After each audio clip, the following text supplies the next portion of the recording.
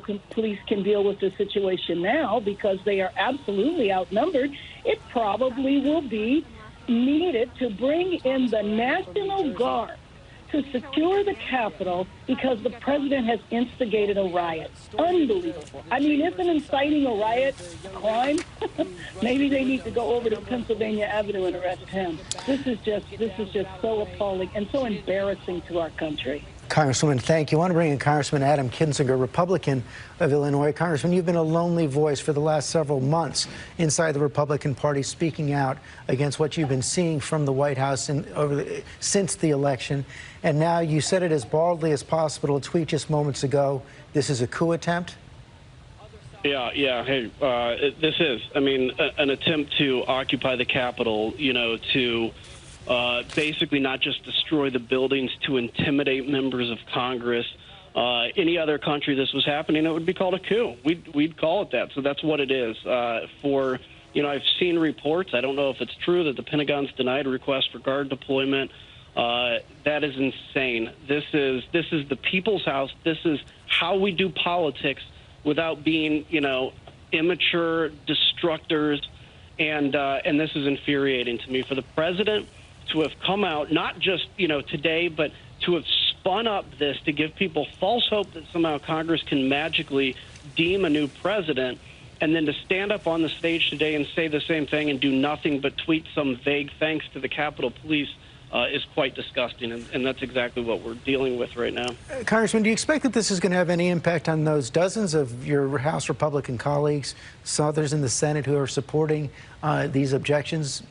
I certainly hope so. This was a fool's errand from the beginning with one purpose: to raise money and to assuage people, so they didn't have to tell them no and actually do the tough job of explaining the Constitution. And when we get back into session, if members continue with these objections, not only are they going to look bad, it's going to be quite embarrassing. I think, the GOP leadership, everybody needs to stand up and say, we will go forward with listening to the people's voice, and Joe Biden will be the next president, whether we like it or not, and we're not going to do anything that we're not allowed to do under the Constitution. You've been living in the middle of this for the last 4 years. How do you explain how such a significant portion, it's a minority, but it's a significant portion of the country, can hold on to these fanciful, made-up theories about what happened in the election? It's because everybody's lost trust in everybody. And, I have been outspoken in these 4 years when necessary, but when people don't speak out and their goal is simply to make the president happy or to do what needs to be done to win the next election, if you hear no counter voices to some of the garbage conspiracy theories you hear, you begin to believe them. And so, at a point, you become radicalized. And I think that's where we're at now. I think people that are storming the Capitol have been radicalized to believe that this is a holy mission, similar to 1776, and nothing could be further from the truth. It appears right now that the Democrats will take control of the Senate if Jon Ossoff maintains his lead in the Senate. That means that the Democrats will now control the House and the Senate as President Trump prepares to leave office. It appears that your party is split in these last several weeks. How does the Republican Party get back together? How does the Republican Party recover? Well, I think first off, we have to eject the kind of stuff you're seeing right now on the Capitol. We have to get back to explaining what conservatism is. We haven't done that in 30 years. And we have to have a compassionate focus, talking about things like climate change, next generation stuff. But short of that, if we continue down this road of culture war, own the left, storming the Capitol, I fear we will be a failed party in the not too far future. Congressman Kinzinger, thank you very much for your time today. I want to bring in your colleague, Representative Michael Waltz, a Republican of Florida. You're also a veteran, served in Afghanistan, the first Green Beret to serve in Congress. What do you make of what you're seeing, what you're experiencing right now? Yeah, well, thank you. I want to let everyone know that we are in a safe place. Of course, we're not going to give that location. This is despicable. It's sad. You just had on my colleague, Representative Kinzinger. We disagree on whether it's the Electoral Clause or the Equal Protection Clause or the 14th Amendment as it applies to many of the states in these elections. But that's okay, George. We can disagree, and we were in the midst of airing those disagreements. But you mentioned my service. In America, we air those disagreements through debate, through discussion, through the courts, through the Congress, through legislatures, not on the streets like places where I've served in Africa and Afghanistan and the Middle East. That is not America. That is not how we should behave and perform our civic duties. And I'm calling on every elected official to denounce any type of violence on any side of the ideological spectrum. And that includes the president, elected officials, all of us. And I certainly do from my perspective. It's unacceptable and it's got to stop. And thank you to the Capitol Police and all of our law enforcement for doing their jobs to keep us safe. Has the president done enough to calm this down? Well, I've literally been exiting the building, moving to a secure location. I don't know, but I'm certainly calling on him to. And again, all elected officials, I do think we need to have this debate. I do think there are constitutional issues at play that whether it's not this election will be for future elections. But we resolve them in the courts. We resolve them with lawyers, not with violence on the streets. Protest is okay. Come out and protest peacefully. That's what's acceptable. That's how this country operates under the rule of law. Will you continue with your objections in the coming hours? Well, I don't know. Under the law, as I understand it, we have 5 days to work through this certification. The constitutional issues, again, whether one county can treat ballots differently than the other county, whether election officials can change the rules at the last minute, those are still going to be there. I think eventually they will make their way to the Supreme Court. They do need to be resolved, and people need to have confidence in our elections. And certainly my constituents have reached out to me loud and clear to make those points and to make them heard. What forum we do that, I'm not sure. I am calling on a commission, calling for a commission, much like after Speaker Pelosi objected in 2005, and to quote her, said this is democracy at work when she objected to the Bush election. But then we had a commission to look into these issues, chaired by Jimmy Carter and chaired by James Baker, to make some improvements moving forward. And I absolutely will call for that, and I think we need it. So that's moving forward. Do you accept that Joe Biden has been elected president of the United States? Well, I suspect that we will air these objections. I suspect the votes will turn out so that he is the president-elect, and we will have a peaceful transfer of power. We absolutely should have a peaceful transfer of power again. That's what makes America different than the rest of the world, where I've served, where I've fought, and where so many people around the world are struggling to have the luxury of what we have here, which is resolving disputes peacefully. And so that absolutely must be the case, George. Congressman, thank you very much for your time. Stay safe. I want to bring Ben Siegel back. We have learned that House Speaker Nancy Pelosi has, in fact, called in the National Guard. George, House Speaker Nancy Pelosi was now in a safe location. She was evacuated along with other congressional leaders when there was any sign of people that were starting to enter the Capitol.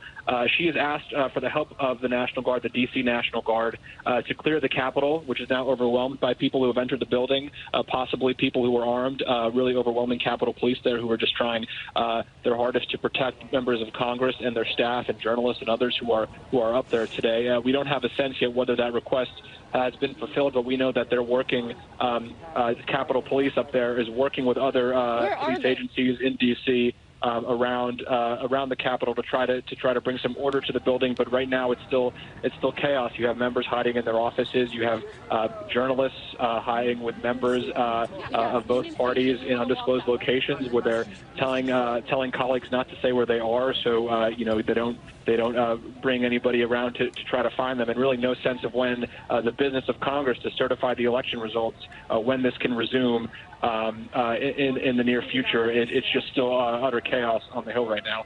It is so clear that it is right now. Okay, Ben, we want you to stay safe as well. I want to bring in Congressman Tom Suozzi, who was in the House chamber, one of the last people in the House chamber as the protesters approached. What can you tell us, Congressman? It was really an unfortunate day for the United States of America, and it's continuing as we speak. We were in the chambers. The debate was going on. There were many people up in the gallery as well. And we were told that that the Capitol had been breached. People were getting different text messages and watching things on social media. They asked us to go under our chairs, and there were gas masks underneath the chairs. And those were all donned by people. There was some commotion, obviously. The House chaplain got up and said a prayer on behalf of the country and all of us. She's duly installed. And then it got a little bit dicey with people banging at the doors of the House chambers. There was some piece of furniture put up to blockade one of the House doors. The doors were all locked. I don't know what it was that was coming through the windows, but one of the windows of one of the House doors was broken. And pistols were drawn by the Capitol Police, where people were escorted off the floor, and then they were escorted out of the gallery. The whole time you could hear the ringing of the face masks, the gas masks. You could hear the buzzing. You still hear it, actually. And it was a very tense time. I think that it's essential that we get back into session and go through this process of counting the electoral votes as soon as possible, because we need to move forward. And there are people that want to disrupt our democracy. You think about what's going on today. You had the democracy taking place in the chamber. I totally disagree with my colleagues who wanted to object to the electoral process, but that we were debating it. Outside, there was violence being fomented, and that's the difference between what this country is about. And so we're all for protest, but it's got to be peaceful protest, and we have to have democracy. And we need to get back into that chambers as soon as possible and certify this election and move our country forward. Stunning that Joe Biden and Kamala Harris. Stunning that it's not happening right now. Congressman, thank you very much. I want to bring in Eric Lawson from Bloomberg, who was in the House chamber when this all happened and when it started to go down, when the protesters started to approach the House floor. Eric, we're glad you're okay. What can you tell us? It was really a surreal scene. The debate was actually very sedate at that point. Paul Gosar of Arizona was objecting to his own state's electors.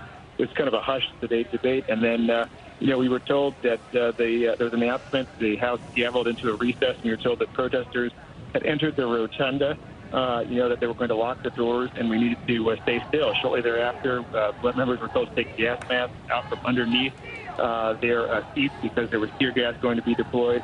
And then we heard this ominous banging on the doors. At that point, the police barricaded the doors with some sort of credenza or other furniture, and protesters started smashing through the window. It was the door that the president normally comes in on the State of the Union. It's a pretty prominent door in the center aisle of the House. At that point, most members were being evacuated, but then they had to stop because we thought the hallways were not secure. And after a tense standoff with at least 3 Capitol Police pointing their loaded weapons at the people breaking into the door and being told to back off, the rest of us were ushered out into a safe location. Well, we are glad you're okay right now. We're seeing that picture right there. I know we've all seen that door so many times. Every president coming through to give the State of the Union today, breached by protesters. Eric, thank you very much. I want to bring in Congresswoman Elissa Slotkin from Michigan, former CIA analyst, also worked in the Department of Defense. You could put your analytical skills to work on what's happening in the United States today.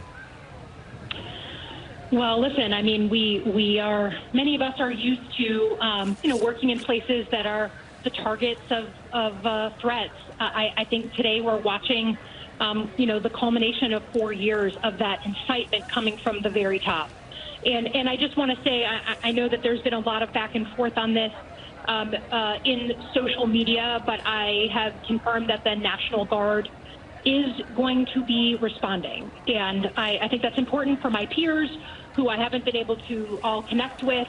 I think it's important for the media to know that, as I understand it, from someone who spoke directly with McCarthy, the Secretary of the Army, that the National Guard request has been approved, and they're obviously needing to coordinate and get this done correctly and efficiently and smartly. But I know there's been a lot of confusion, and a number of us have been on the phone trying to make sure that the Pentagon responded to that request immediately. What's your understanding of what they're going to do? Well, I mean, listen, you have to clear these buildings. As was reported by so many, these protesters broke in, so none of them went through metal detectors. You have no idea what kind of weapons are right now in the Capitol. And you have to clear the buildings efficiently and effectively without, hopefully, a firefight, without this descending into further violence, which no one wants. And if people really support our military, support our guards, support the law enforcement who are risking their lives right now, they should evacuate the area. Because the only place this eventually goes is the clearing of the building, and the easier that is, the less bloodshed we'll have. Less bloodshed. We did hear some reports that shots were fired off the House floor. Did you ever feel in any personal danger? I was making my way to the Capitol. No, nothing like what, some of the reports of some of my peers are going through. I was making my way to the Capitol when I started to hear the breaking of glass and, what I think were flashbangs, something that was used for crowd control. You could see the crowds pushing against the barricades, and I just went back to my office, sheltered in place. I have Congresswoman Andy Levin is sheltering in place with his team here in my office. So I did not feel in danger, but that is a very different situation when I see protesters who have not gone through metal detectors running through Statuary Hall and the Rotunda. And we're seeing police officers in combat gear across the Capitol. Right now, Congresswoman, going forward, the votes will be counted, the election will be certified, Joe Biden will be inaugurated on January 20th. How does Congress, working with the new president, working across the aisle, try to recover from what we're seeing today? Well, first I want to say, as a Democrat who represents a Trump voting district, this is not representative of the majority of people, even who voted for President Trump. And I think it takes, unfortunately, an egregious act like this for many people to realize that you have to make a call, you have to make a decision on how you want your country to proceed. And that what we're seeing right now is not what anyone wants for the United States of America. Secondly, you have to commit, look at where we have come to. We cannot just kind of retreat to our separate silos, Democrats, Republicans, different parts of the country, and think that the other group doesn't exist. We have to accept that this is a fragile democracy, and if we don't work on it, it won't stay afloat. And so to me, it means we have to recommit to doing things that try and build back that connective tissue between Americans, because this is abhorrent, what we're watching. It is essential work. Yeah. Congresswoman, thank you so much. We hope you stay safe as well. I want to go back to Jon Karl. Jon Karl, you're now hearing from one of the president's former chiefs of staff calling on him to do more. Former acting chief of staff saying rather bluntly, the president's tweet is not enough. He can stop this now. He can stop this now. And he needs to do exactly that. Tell these folks to go home. That is Mick Mulvaney pointing out that now, we're coming on, into the second hour of this, and the president, although he has tweeted a call for being peaceful, he has not asked these people to evacuate the Capitol. He has not asked these people to abide by the law and to leave the Capitol. And these are his supporters. These are people that he called for earlier today to march up Pennsylvania Avenue and to have their voices heard at the Capitol. And he has not, at this point, done what his acting former chief of staff has said and what is perfectly obvious he needs to do, which is to ask these people, to demand that these people leave the Capitol building. And George, it's not just Mick Mulvaney. We're hearing from others who have worked for the president, who are strong allies of the president, calling on him to do more. Alyssa Farah, former spokesperson for the White House until just after the election, said, "Condemn this now, real Donald Trump. You are the one they will listen to for our country." He has not done that. Scary scene unfolding on Capitol Hill right now. You see the police officers there. The National Guard have been requested. The National Guard is going to be coming in. I wanted to bring in Martha Raddatz, our Chief Global Affairs Correspondent. Martha, you and I both spoke to high officials in the military before the election, saying they would stand on the side of democracy. I don't think they even thought that this was going to be as necessary as it's turned out to be. I don't think anybody could imagine what's going on here right now, George, and certainly the military that really did want to stay out of this but you can believe that they will do what they can to help out in this situation. We are on the north side of the Capitol now, George. We were down by the White House earlier today. A lot of Trump supporters, very peaceful. I'm seeing a lot of the same people up here right now, and it's almost like the tables have absolutely turned. They've turned on us. They've turned on the country. There are people streaming out of here. They're leaving, but every single person I talked to here said they believed breaching the Capitol, going into the Capitol, was the right thing to do. They're saying it's our house. I can't argue with them about that.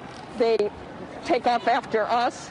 But right now you're seeing law enforcement over here lined up, law enforcement all the way up here, Secret Service, every type of law enforcement, and waiting for the National Guard. Now, one of the things about the D.C. National Guard is that they are not armed. They don't even have riot shields. They wanted to keep this peaceful.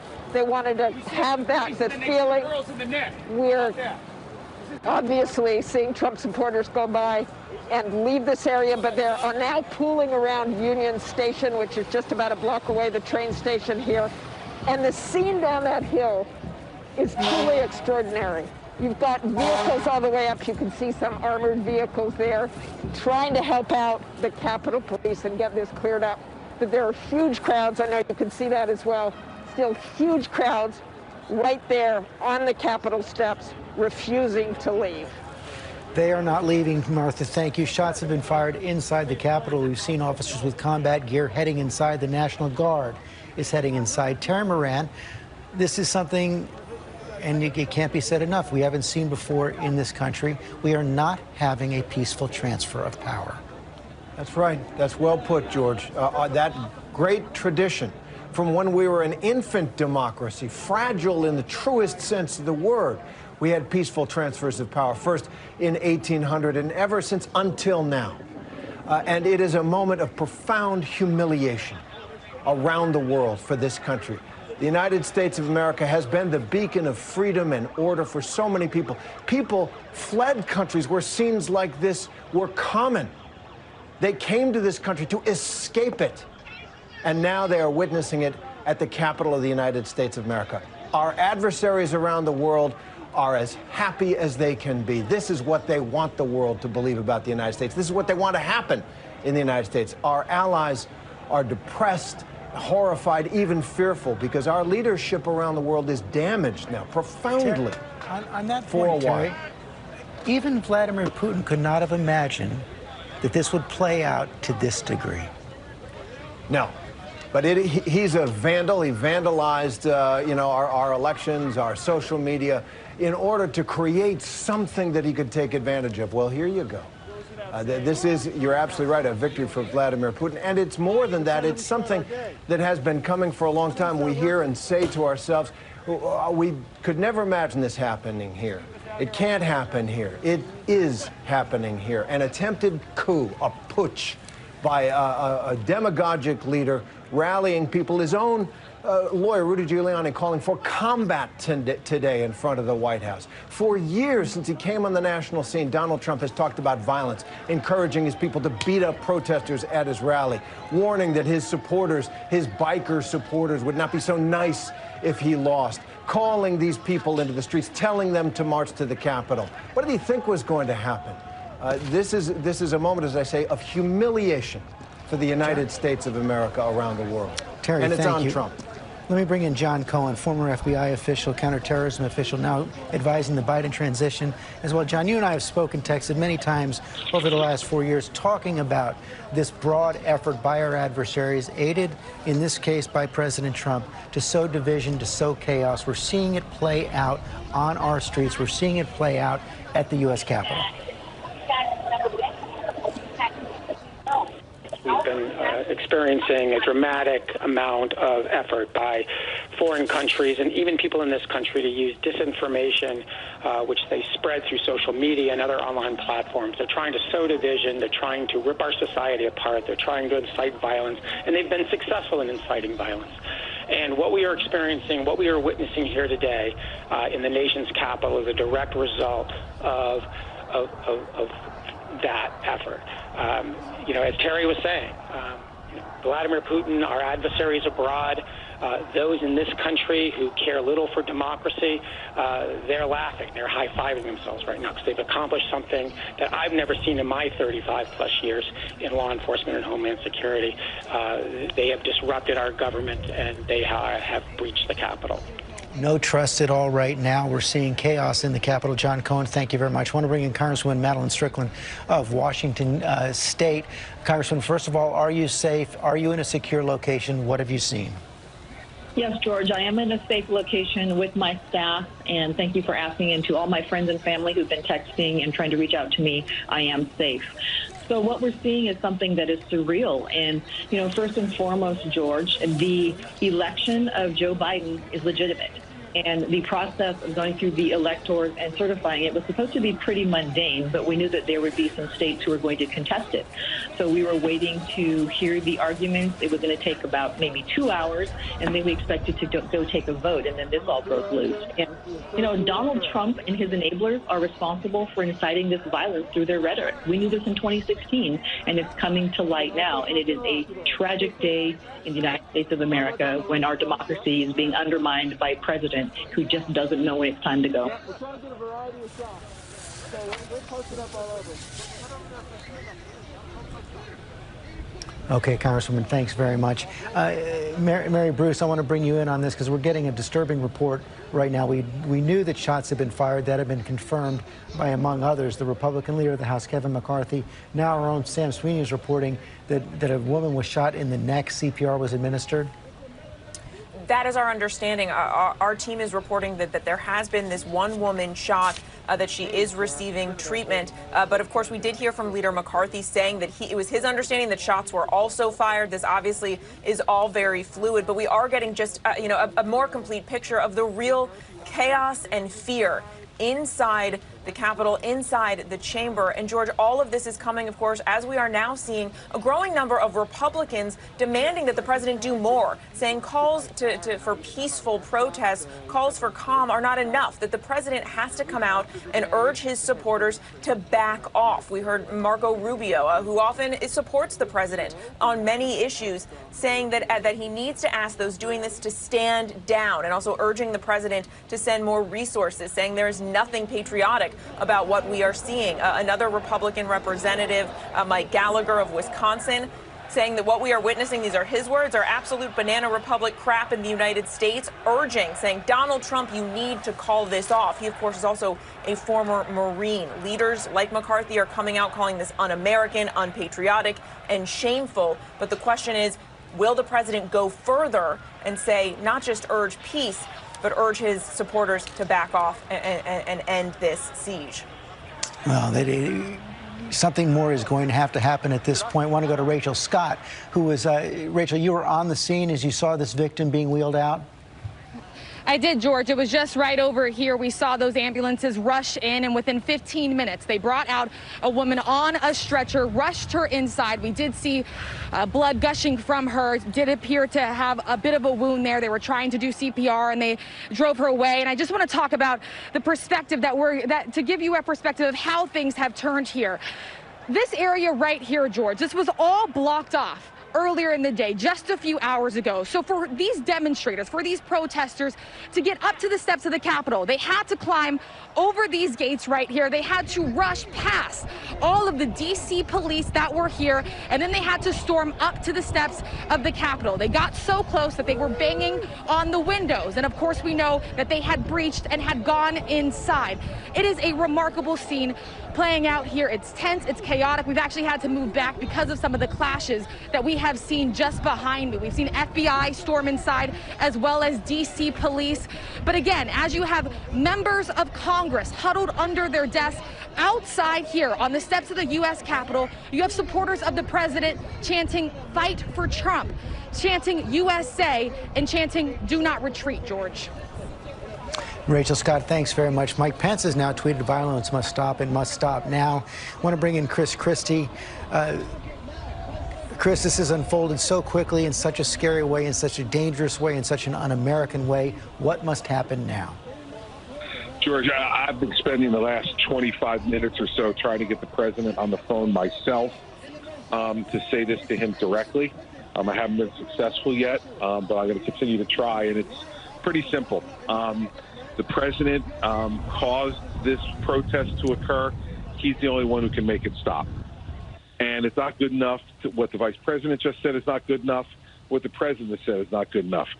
The president has to come out and tell his supporters to leave the Capitol grounds and to allow the Congress to do their business peacefully. And anything short of that is an abrogation of his responsibility. He spoke to this crowd. His son spoke to this crowd and sent them on their way. And I don't know that they anticipated this was going to be the result, but it doesn't matter whether they did or they didn't. This is the result of their words. And so now their words must put a stop to this. And it's not good enough to say follow the law, be peaceful.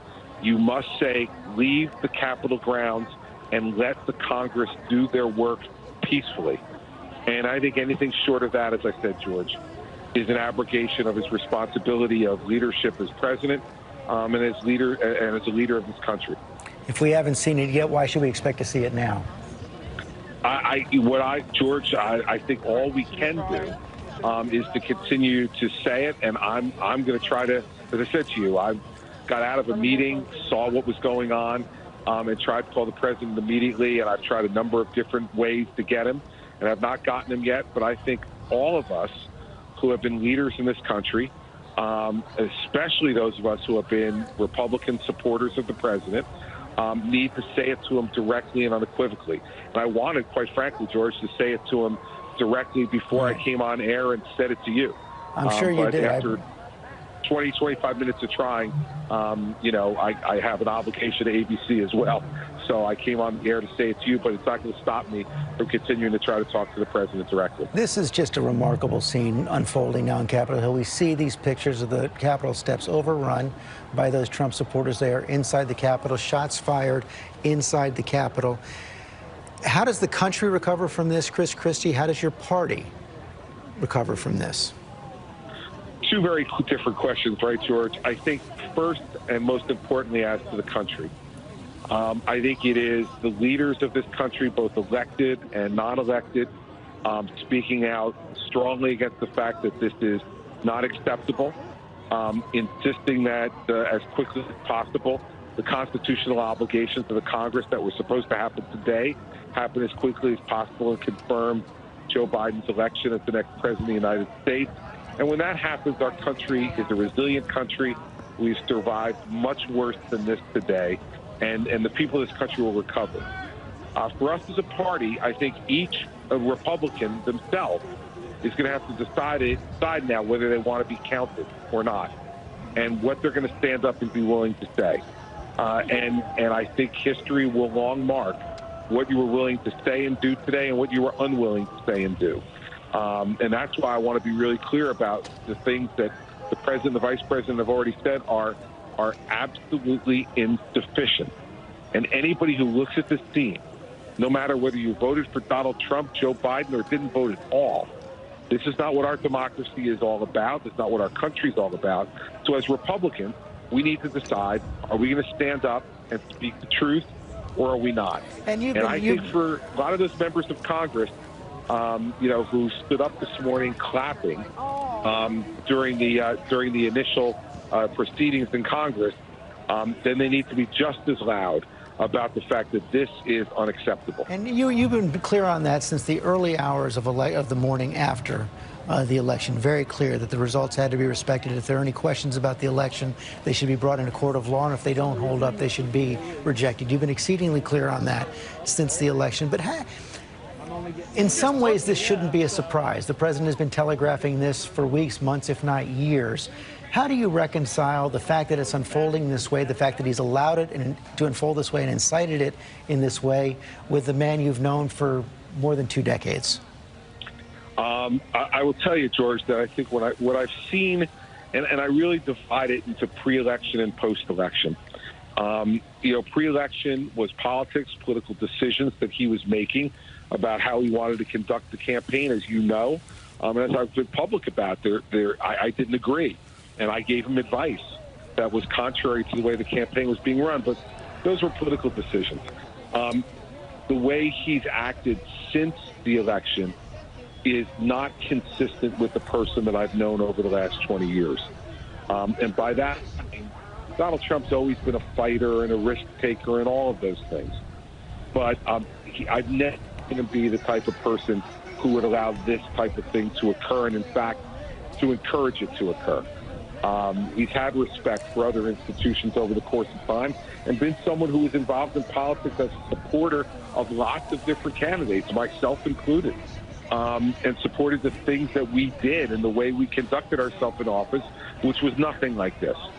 And I really think it's been the president's inability to accept his defeat and his enabling of some really bad people around him by letting them have access to him and listening to their advice.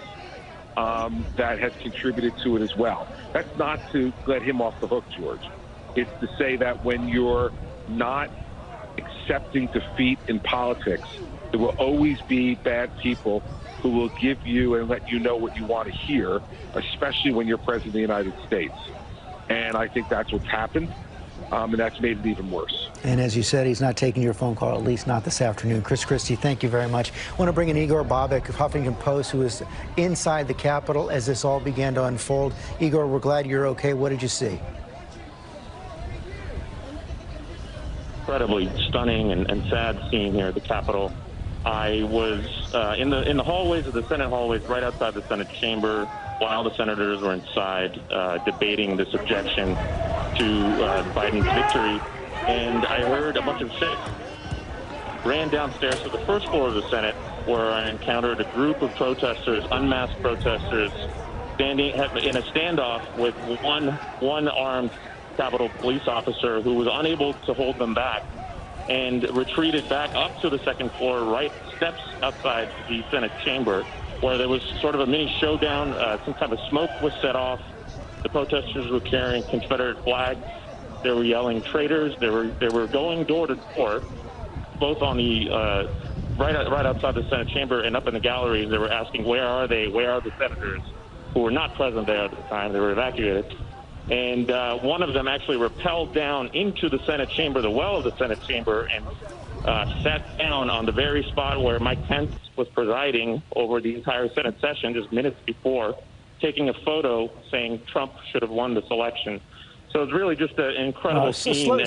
Slow down there, Igor. You're telling me he went from the gallery above down into the chamber itself, into the seats that we usually see the Speaker and the Vice President? That's right. He was posing for a photo up on the day where the President of the Senate, Vice President, would normally sit, and screaming that, you know, President Trump won this election. That's not a short drop. It's a drop of some 20 feet down from the third floor galleries where the guests usually sit, down to the floor where the senators are. What was going through your mind as you saw that?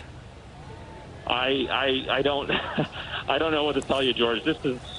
You would see something like this in a third world country. I'm shocked. I'm still shaking. I can't believe I'm seeing this in our country right now. Well, we are glad you're okay, Igor. Thank you for telling us that story, a story that I would never expect to hear in this country. Thank you very much. I'm here with Tom Llamas as well. Tom, you have some more pictures from inside the chamber. Yeah, that's right. We've been seeing so much video, but sometimes it's good to just kind of pause and look at some of the images that have unfolded over the last few hours. These come in from the Associated Press. This is inside the House gallery. You can see the look of concern on some of these members of Congress's faces right now as they duck for cover right there. This was as protesters were trying to enter the House chamber. We can go to the next photo here. You can see either the Secret Service or members of the Capitol Police here with their guns drawn. You can see their eyes are right there. They are definitely looking at the protesters on the other side of the door. They're trying to break into the gallery. And then this photo, a reverse angle. Well, actually, this one is of the House gallery as well. You can see the members here wearing masks because they were afraid of the tear gas that was going to be used. They wanted to make sure these members of the House could breathe as they were evacuating them. You can see what Capitol Police were up against here, just clearly outnumbered. The amount of people just pressing them right up against the door as well. I don't know if we have that last photo, but there was a photo here. Here we have some more House members leaving the House gallery as well, those masks in their hands. And George, there was another photo, a reverse angle, that actually had either the Secret Service or the members of the Capitol Police with their fingers on the trigger. of those guns. We know that someone has been shot from some of the information we have so far. It's incredible what we're seeing.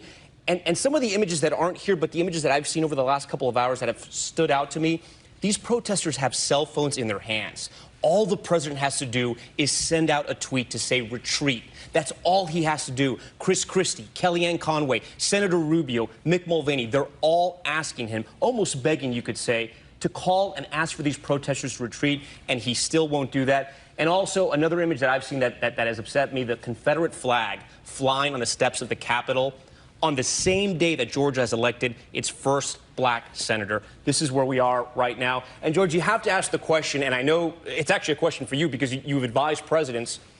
President-elect Joe Biden knows he can't get in the middle of this because he will add fuel to the fire. But you could make the argument that this is his first real crisis, and it shows what he's going to be up against in his administration. At some point, he will have to address it. There's no question about that as we see these pictures again. And I want to bring in Mary Bruce on this as well. Mary, as I was watching those pictures, I couldn't help myself because the pictures from the first days of Congress are normally so different.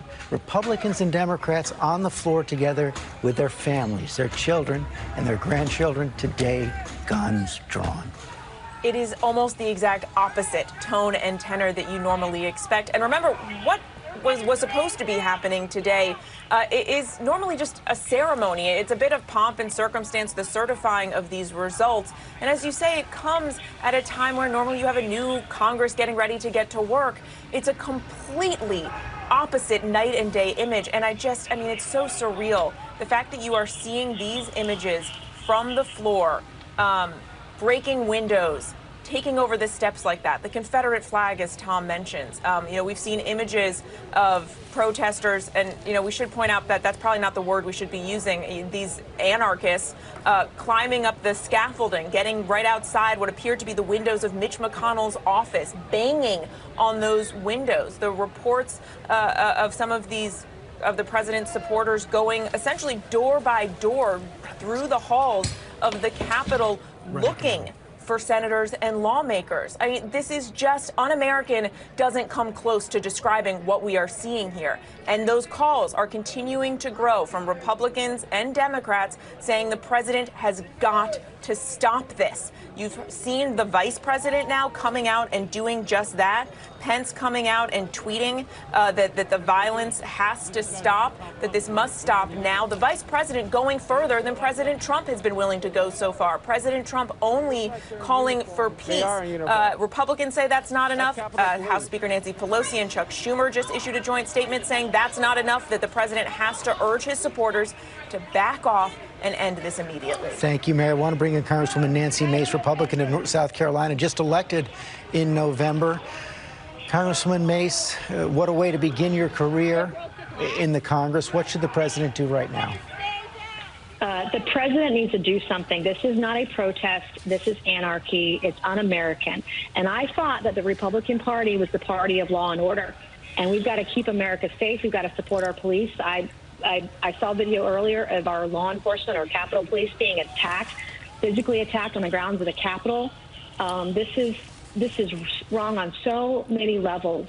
I'm devastated. I'm sad for our nation right now. And how do you explain it? You got elected as a Republican in South Carolina. That is Trump country.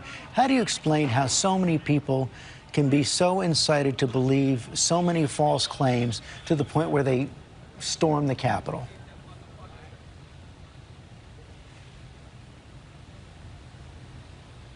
Congresswoman? Apparently, we've lost our connections, our phone calls right now. As you see the Trump banner being flown there over the Capitol at this point. Pierre Thomas, let me go to you, our Chief Justice correspondent. What more do we know about where the reinforcements are, what the National Guard is going to do? George, the D.C. National Guard, the Virginia National Guard, 200 Virginia State troopers are being dispatched to the scene. We're also being told, in addition to the federal law enforcement officials being asked to help the Capitol Police, we're also being told that local law enforcement, Arlington County Police, Montgomery County, Maryland Police are being asked to step in. I just was on the phone a little while ago with a law enforcement official who said there are no words. And the great concern tonight, George, is as we head toward dusk, as we head toward nightfall, that once they clear the building, what are they going to do to try to get these people off the Capitol grounds? That is the issue, and the images that will spring forth from that in terms of how they handle it is what law enforcement is discussing, trying to assess now. How do they get the situation under control inside the building, but also how to clear the grounds, George? That's an incredible undertaking, and as nightfall approaches, that is the concern, George. Pierre, it will not be lost on a lot of people who remember that day back in June when there were protesters in Lafayette Square, how quickly and with what force there was a response. Well, I'm hearing from people who are texting me who are talking about how law enforcement is showing restraint today compared to what took place in Lafayette Park this summer. A lot of people are expressing questions about the privilege that some of these people are showing in terms of walking through that Capitol like they, yes, they are American citizens. Yes, it's the people's house. But there are ways and rules to do things, and people are quite frankly shocked at what they're seeing. But, George, I can tell you right now, the concern is what is to come. This is far, far from over. Law enforcement knows it, and they're now scrambling to amass enough people to, again, try to clear the Capitol. And then how do they get the grounds clear outside the Capitol? What do they do? That's the question, George. Thank you, Pierre. Martha Raddatz, what are you hearing from your sources in the military? I don't think it's tear gas. I think it's George, I have not talked to military in the last little while, but what I want to tell you is right now there's some sort of gas coming over there. Again, we're on the north side of the Capitol. This whole group is by the security area, and they are shouting, "Let us in, let us in, let us in." I have been to Trump rallies before. I have been threatened before in places. This seems very real. This is out of control here. There's no law enforcement in this area, and there are truly thousands of people here who are not leaving. I think let's go back to the military there again, George. I'm sure at some point the military is going to come and help out in this situation, or the DC Guard or somebody, because this entire plaza is filled with Trump supporters. And I'm not sure if Trump tweeted right now, go home, that they would go home. They are saying over and over again, this is our house. This is our house, and we have a right to go in there. And this is far from over. We are seeing either Capitol Police or DHS with riot shields up there right now. We don't know whether it was tear gas. There was a crowd saying it was tear gas and coming towards us, and that's why we backed up. But they're now again shouting USA, USA, USA, still trying to get into that building. The one thing that is very clear is Washington, D.C. was not prepared for this in any way. The lack of law enforcement, I mean, I'm sure law enforcement is getting together to try and figure out how to clear this, but they were not prepared for anything like this.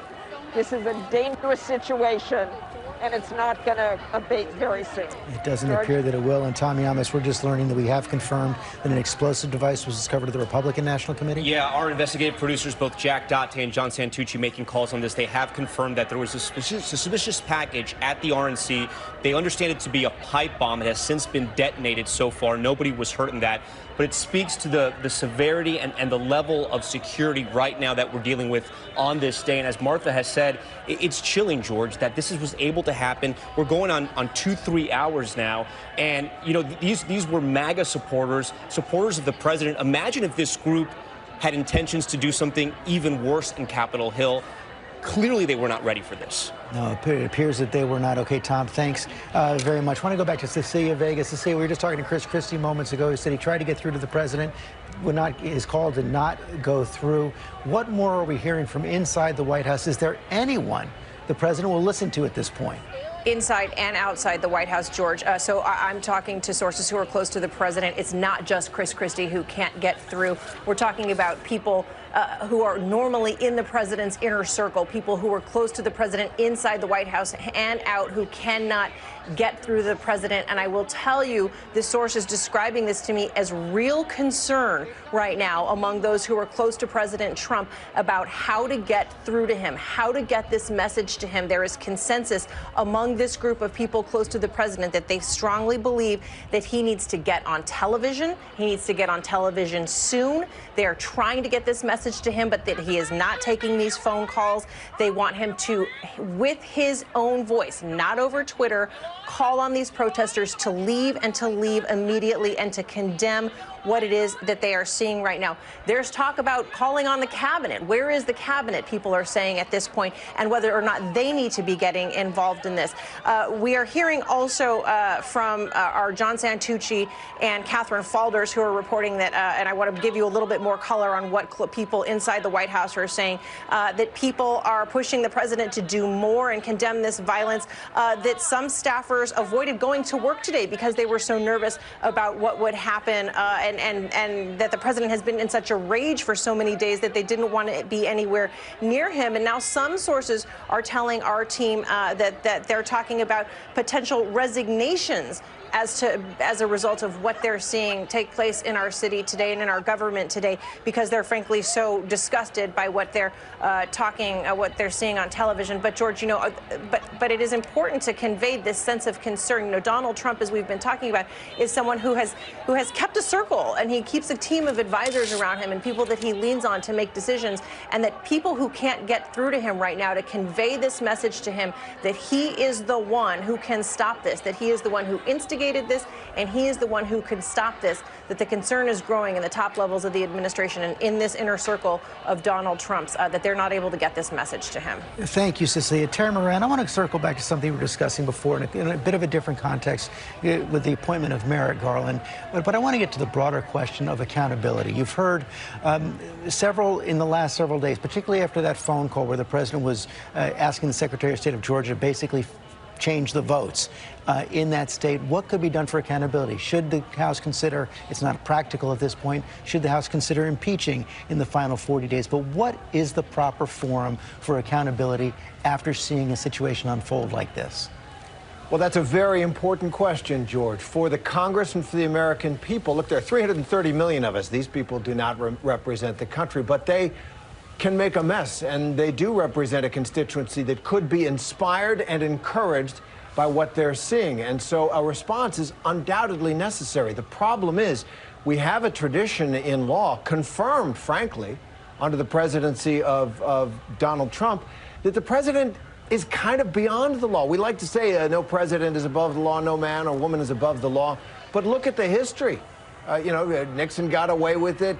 Trump, you know, the impeachment failed. And here, if you raised impeachment, which you could even in the final days, because impeachment and removal from office can also carry the penalty of disqualification from ever holding public office, honor, or trust again under the United States. And so that is a possibility if the Congress wants to hold Donald Trump responsible for it, which he clearly is. The problem is that the presidency has really risen to such a place of power and insulation from those kinds of restraints, unlike in other countries, that Donald Trump really took advantage of it throughout his presidency, on that call to Georgia, on the call to the president of Ukraine, on the calling of people out into the streets in front of the Capitol today. And why isn't he saying anything now? Why isn't he calling on them to leave the Capitol grounds and let the Congress do its business, as Chris Christie said? Because I think he thinks there might be an opportunity here. I think that's the way he operates. And he sees, you know, maybe this is the way. What we're seeing now, thank you, Terry, what we're seeing now are those armed police on the steps of the Capitol facing off against the protesters. John Karl, Terry Moran used the word insulated right there. And it does appear that, you know, every president of the United States ends up being in something of a bubble. It's hard to escape when you're surrounded by Secret Service, surrounded by acolytes and aides for 4 years. In this case, it's even more profound. Many wonder, does the president even believe what he's saying? Does he know the difference between true and false? George, I was just on the phone with the president's former chief of staff, John Kelly, so I didn't fully hear your question But he was reacting in horror to what he had seen. He told me, this is as un-American as anything I have seen. And he also said, this is what happens when you take the attitude of let's just let Trump be Trump, a criticism of those currently around the president, including his current chief of staff, Mark Meadows. Okay, we're seeing President-elect Biden now addressing cameras. Let's listen in. Thank you, John. I'm sorry, not just an inconvenience, but I'm sorry for the reason I've delayed coming out to speak to you. I initially was going to talk about the economy, but all of you have been watching what I've been watching. At this hour, our democracy is under an unprecedented assault, unlike anything we've seen in modern times. An assault on the citadel of liberty, the Capitol itself. An assault on the people's representatives and the Capitol Hill police, sworn to protect them, and the public servants who work at the heart of our republic. An assault on the rule of law like few times we've ever seen it. An assault on the most sacred of American undertakings, the doing of the people's business. Let me be very clear. The scenes of chaos at the Capitol do not reflect a true America, do not represent who we are. What we're seeing are a small number of extremists dedicated to lawlessness. This is not dissent. It's disorder. It's chaos. It borders on sedition. And it must end now. I call on this mob to pull back and allow the work of democracy to go forward. You've heard me say before in different contexts, the words of a president matter, no matter how good or bad that president is. At their best, the words of a president can inspire. At their worst, they can incite. And therefore, I call on President Trump to go on national television now to fulfill his oath and defend the Constitution and demand an end to this siege, to storm the Capitol, to smash windows, to occupy offices, the floor of the United States Senate, rummaging through desks, on the Capitol, on the House of Representatives, threatening the safety of duly elected officials. It's not protest, it's insurrection. The world's watching. Like so many other Americans, I am genuinely shocked and saddened that our nation, so long the beacon of light and hope for democracy, has come to such a dark moment. Through war and strife, America's endured much. And we will endure here, and we will prevail again, and will prevail now. The work of the moment and the work of the next 4 years must be the restoration of democracy, of decency, honor, respect, the rule of law, just plain, simple decency. The renewal of the politics. It's about solving problems, looking out for one another, not stoking the flames of hate and chaos. As I said, America's about honor, decency, respect, tolerance. That's who we are. That's who we've always been. The certification of the Electoral College vote is supposed to be a sacred ritual, which we affirm. The purpose is to affirm the majesty of American democracy. But today's reminder, a painful one, that democracy is fragile, and to preserve it requires people of goodwill, leaders with the courage to stand up, who are devoted not to the pursuit of power, or the personal interest pursuits of their own selfish interest at any cost, but of the common good. Think what our children watching television is thinking. Think what the rest of the world is looking at. For nearly 2.5 centuries, we, the people, in search of a more perfect union, have kept our eyes on that common good. America is so much better than what we've seen today. Watching the scenes from the Capitol, I was reminded, as I prepared other speeches in the past, I was reminded of the words of Abraham Lincoln in his annual message to Congress, whose work has today been interrupted by chaos. Here's what Lincoln said. He said, "We shall nobly save or merely lose the last best hope on earth." Went on to say, "The way is plain, peaceful, generous, just. A way which, if followed, the world will forever applaud and God must forever bless." The way is plain here, too. That's who we are. It's the way of democracy, of respect, of decency, of honor, and commitment as patriots to this nation. Notwithstanding what I saw today and we're seeing today, I remain optimistic about the incredible opportunities.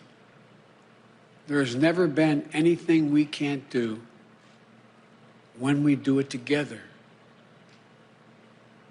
And this god-awful display today is bringing home to every Republican and Democrat and Independent in the nation that we must step up. This is the United States of America. There's never, ever, ever, ever, ever been a thing we've tried to do that we've done it together. We've not been able to do it. So, President Trump, step up. May God bless America. May God protect our troops and all those folks at the Capitol who are trying to preserve order. Thank you, and I'm sorry to have kept you waiting. The words of a president there from the president-elect, Joe Biden, saying America is so much better than what we're seeing today, calling on President Trump to step up and to condemn what he called a mob on the steps of the Capitol, where Joe Biden will be inaugurated in just 14 days. It was a blistering speech condemning an unprecedented assault on our democracy, saying it does not reflect a true America, saying it's an assault on the rule of law. John Karl, it's hard to imagine that Donald Trump will listen to Joe Biden, but the message was clear. The message was clear. It was straightforward. Step up, come out and uphold your constitutional duty and call on this to stop.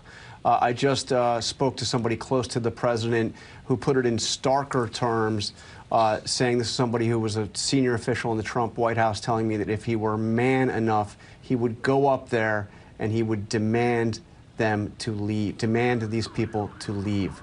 But he doesn't appear to be listening to any of it.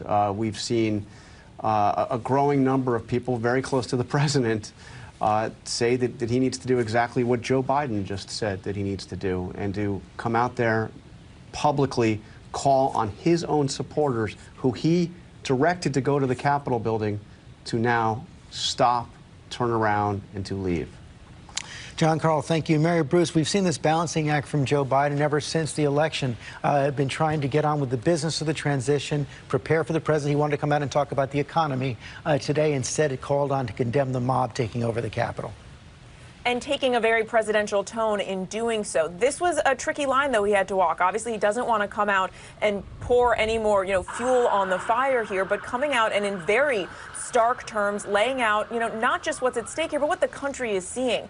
And, he made it pretty clear without saying it explicitly that he believes the president bears responsibility for this, saying that the words of a president matter, that at their best they can inspire, but at their worst they can incite. And of course, bluntly calling on the president to come out and condemn this violence. But at the same time, you saw Joe Biden try to strike an optimistic tone at points, saying this does not represent the true America. Because, of course, Joe Biden is someone who ran for president and is promising in his administration to work to unite the country.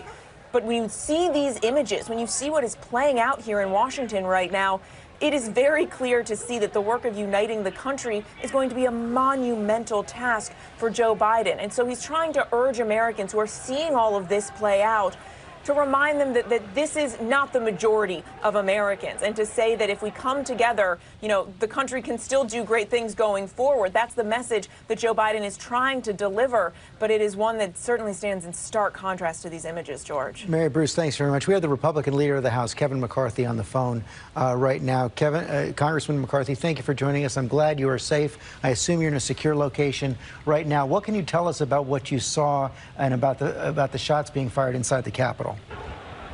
Well, first of all, I condemn any of this. This is appalling. This is un-American. This should never happen in our nation. And whatever is going on right now needs to stop. What transpired, my office is right there by the chambers. And I watched the crowd overtake the barricades. And I cannot thank the Capitol Police enough for the job that they have to do. They broke windows. They overran the building. We had to stop our proceedings in the middle of it. And as a nation, I know we sit back and we're appalled by what we're seeing. But I want everybody to take a deep breath and understand we all have some responsibility here. I don't care what we've ever said on Facebook, what we've ever done to one another. We are all Americans. We need to stop. We can disagree with one another, but to take it to the level has gone beyond anything I've ever envisioned that was possible in this nation.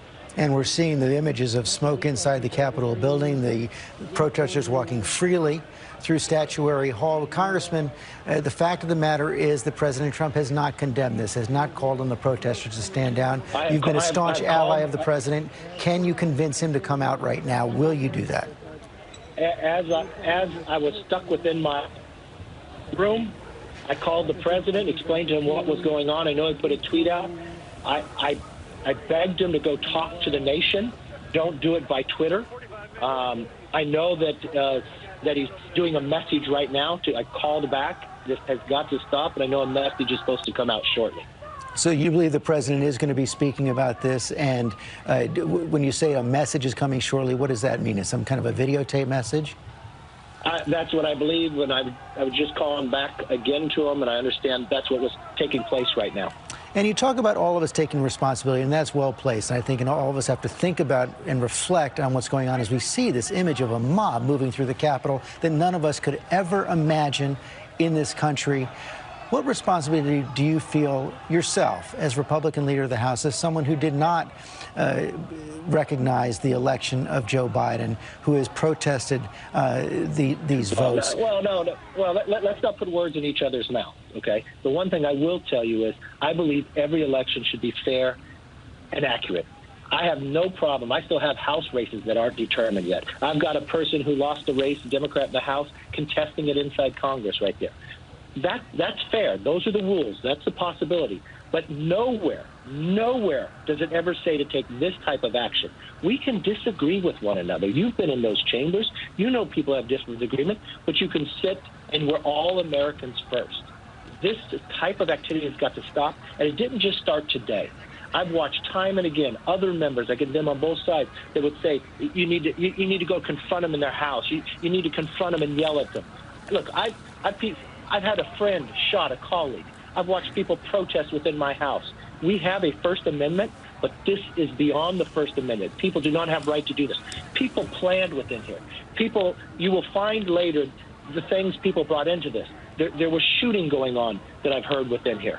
This is not the America we know. This is un-America. We are the beacon of democracy. This is not our best. This is what we're supposed to show to the nation. This is my saddest day as a member of Congress.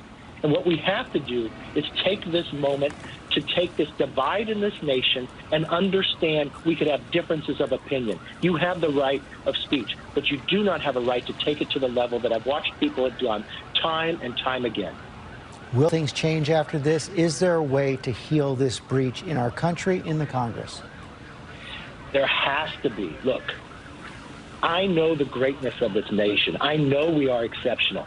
These, at our lowest points at times, can we wake up with each other? Can we realize that what has gone on has gone too far? I can disagree with a person and still love them as a person. We can debate. What should happen here is the public should be able to be sitting in that chamber watching us debate and just think of the things that we debated in that chamber, from the 13th Amendment, from the idea of civil rights. But the idea of this transpiring today is wrong, and anybody associated with it is wrong. That is very clear, Congressman. Thank you for saying it. Thank you for condemning what we've seen right there. And good luck healing that breach in the coming days in this new Congress. Appreciate your time right now. We have been told that, in fact, the president has released a video. We're going to be playing it as soon as we can right now. First, I want to bring in Kellyanne Conway, who, of course, has been counsel to the president for the last several years. We don't have the video yet, Kellyanne. We're hoping to have it ready to air in just a minute. What is the president saying? Is he prepared to condemn this action? Sure. I've watched the video, George. Thanks for having me on. The president tells them to go home and go in peace. He tells them he understands that they think that the election has been stolen, but there shouldn't be violence, to go home and to go in peace. And basically, he's telling the Capitol, telling people at the Capitol what, frankly, was my message to him over an hour ago, which is tell them to get out and go home. And these are not peaceful protests. And I want to tell everyone, particularly people who support President Trump, if you condemn looting and rioting this summer, and many of us did, you need to condemn it now. What I see, the images coming out of the Capitol, people think it's appropriate and legal and funny. It's not, folks. It's none of the above. To go looting through Speaker Pelosi's office, to go screaming through the bowels of our sacred Capitol buildings. And I'm telling you, these are extremists, and in many cases, they look like anarchists rather than people who are peacefully protesting. Kellyanne, and I think they give a bad look weren't these to people the incited president's by legacy and also the 74 million people who voted for him. That's not a perhaps, base. but weren't That's they a lot of the incited by country. weren't they incited by the president himself? He was speaking to that group just hours ago, around 11 o'clock this morning. He was calling on Twitter for people to come out to these protests in Washington, D.C., saying they're going to be wild. There shouldn't be violence of any kind. Destruction is not part of democracy in its purest form. There are many ways to be upset that maybe your candidate didn't prevail. Look, I was in Georgia on Sunday and Monday. I talked about the two Senate candidates, but you had a lot of people there talking about the presidential election still. And I've been in touch with the mayor's office, Mayor Bowser. I'm glad that the president has authorized the National Guard to go. I think that's very helpful. I know that she's got a curfew going on. That will be helpful. But this is a moment for all of us to come together. And, George, I have to tell you, I hope these calls for unity are real. And I've thrown my hat into that ring as well. This, as I said about 4 years ago, that we are a country where the peaceful transition of power is incredibly important, and it's owed to each and every one of us as Americans. And I absolutely expect and hope that will take place. I also just like to say that when the president tells people go home and go in peace, he is directing them to leave the Capitol building now, and they ought to do it. And we do have the video right now. So, Kellyanne, thanks very much for your time. I appreciate that. Let's show the President of the United States. I know your pain. I know you're hurt. We had an election that was stolen from us. It was a landslide election, and everyone knows it, especially the other side. But you have to go home now. We have to have peace. We have to have law and order. We have to respect our great people in law and order. We don't want anybody hurt. It's a very tough period of time. There's never been a time like this where such a thing happened, where they could take it away from all of us, from me, from you, from our country. This was a fraudulent election, but we can't play into the hands of these people. We have to have peace. So go home. We love you. You're very special. You've seen what happens. You see the way others are treated that are so bad and so evil. I know how you feel. But go home and go home in peace. Well, the president did say go home there, but his message was wrapped in a lie. I want to bring in Chris Christie for more on that. He said the election was stolen. He said he won in a landslide. He said they're trying to take it away from you. You know that's not true. You said it's not true. I guess this is a beginning for at least for him to say to come home. Apparently, we lost Chris Christie. I'll bring that to Terry Moran. Well, it's a half a loaf at best. Well, one of the things that President Trump insists upon is that he not ever be considered a loser. And I think this, in some ways, is gasoline on the fire. And in some ways, he may have lost control of these people. I remember I was at the rally where the crowd chanted, send her back about Ilhan Omar. And it seemed to me as if it was a moment when the crowd took that energy out from Trump himself, and they were in control. It's possible this mob is in control. This Trumpist mob is now in control, and he can't call them back. But that was a half-hearted effort at best. At best. Again, he did repeat that the election was stolen, repeated that falsehood that the election was stolen.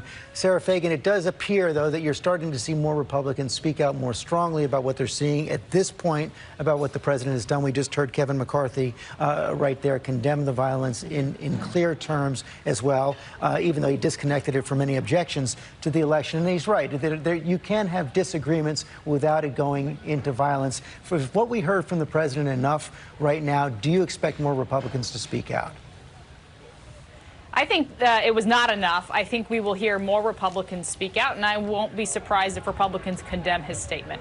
I actually think it wasn't enough in two regards. This was not the time to relitigate the election.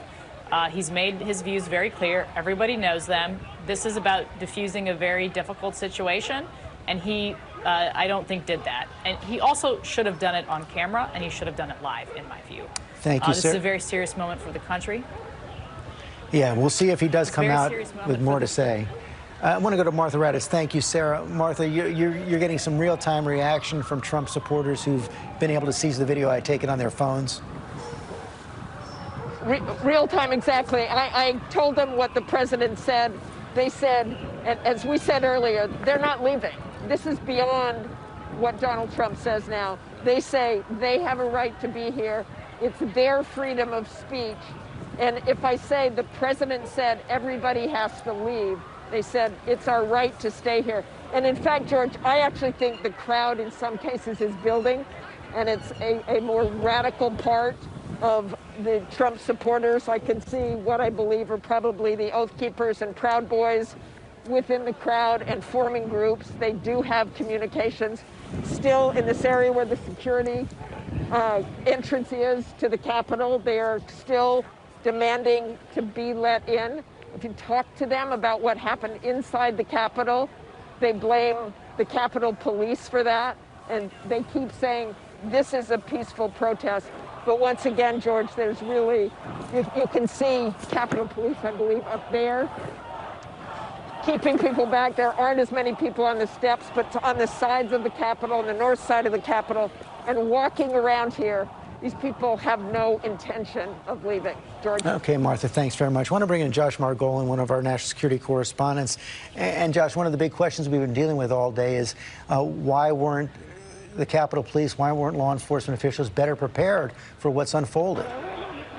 Look, George, honestly, law enforcement has a lot to answer for here. Somebody dropped the ball, because we in the civilian world, in the private sector, were well aware of online threats and chatter, as they call it, calling for violence, calling for people to show up. You know, they were saying things that I don't think we want to repeat here about the types of violence they were calling for. But this is weeks.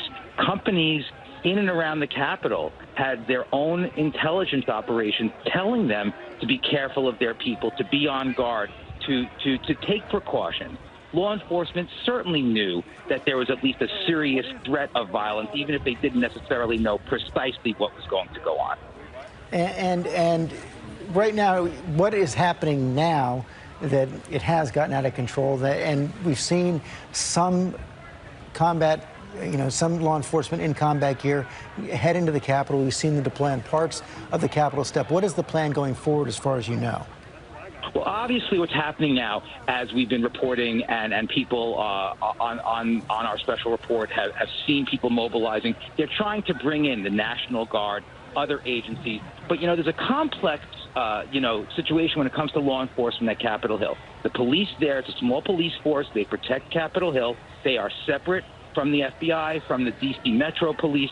They were doing their jobs, but they were basically by themselves.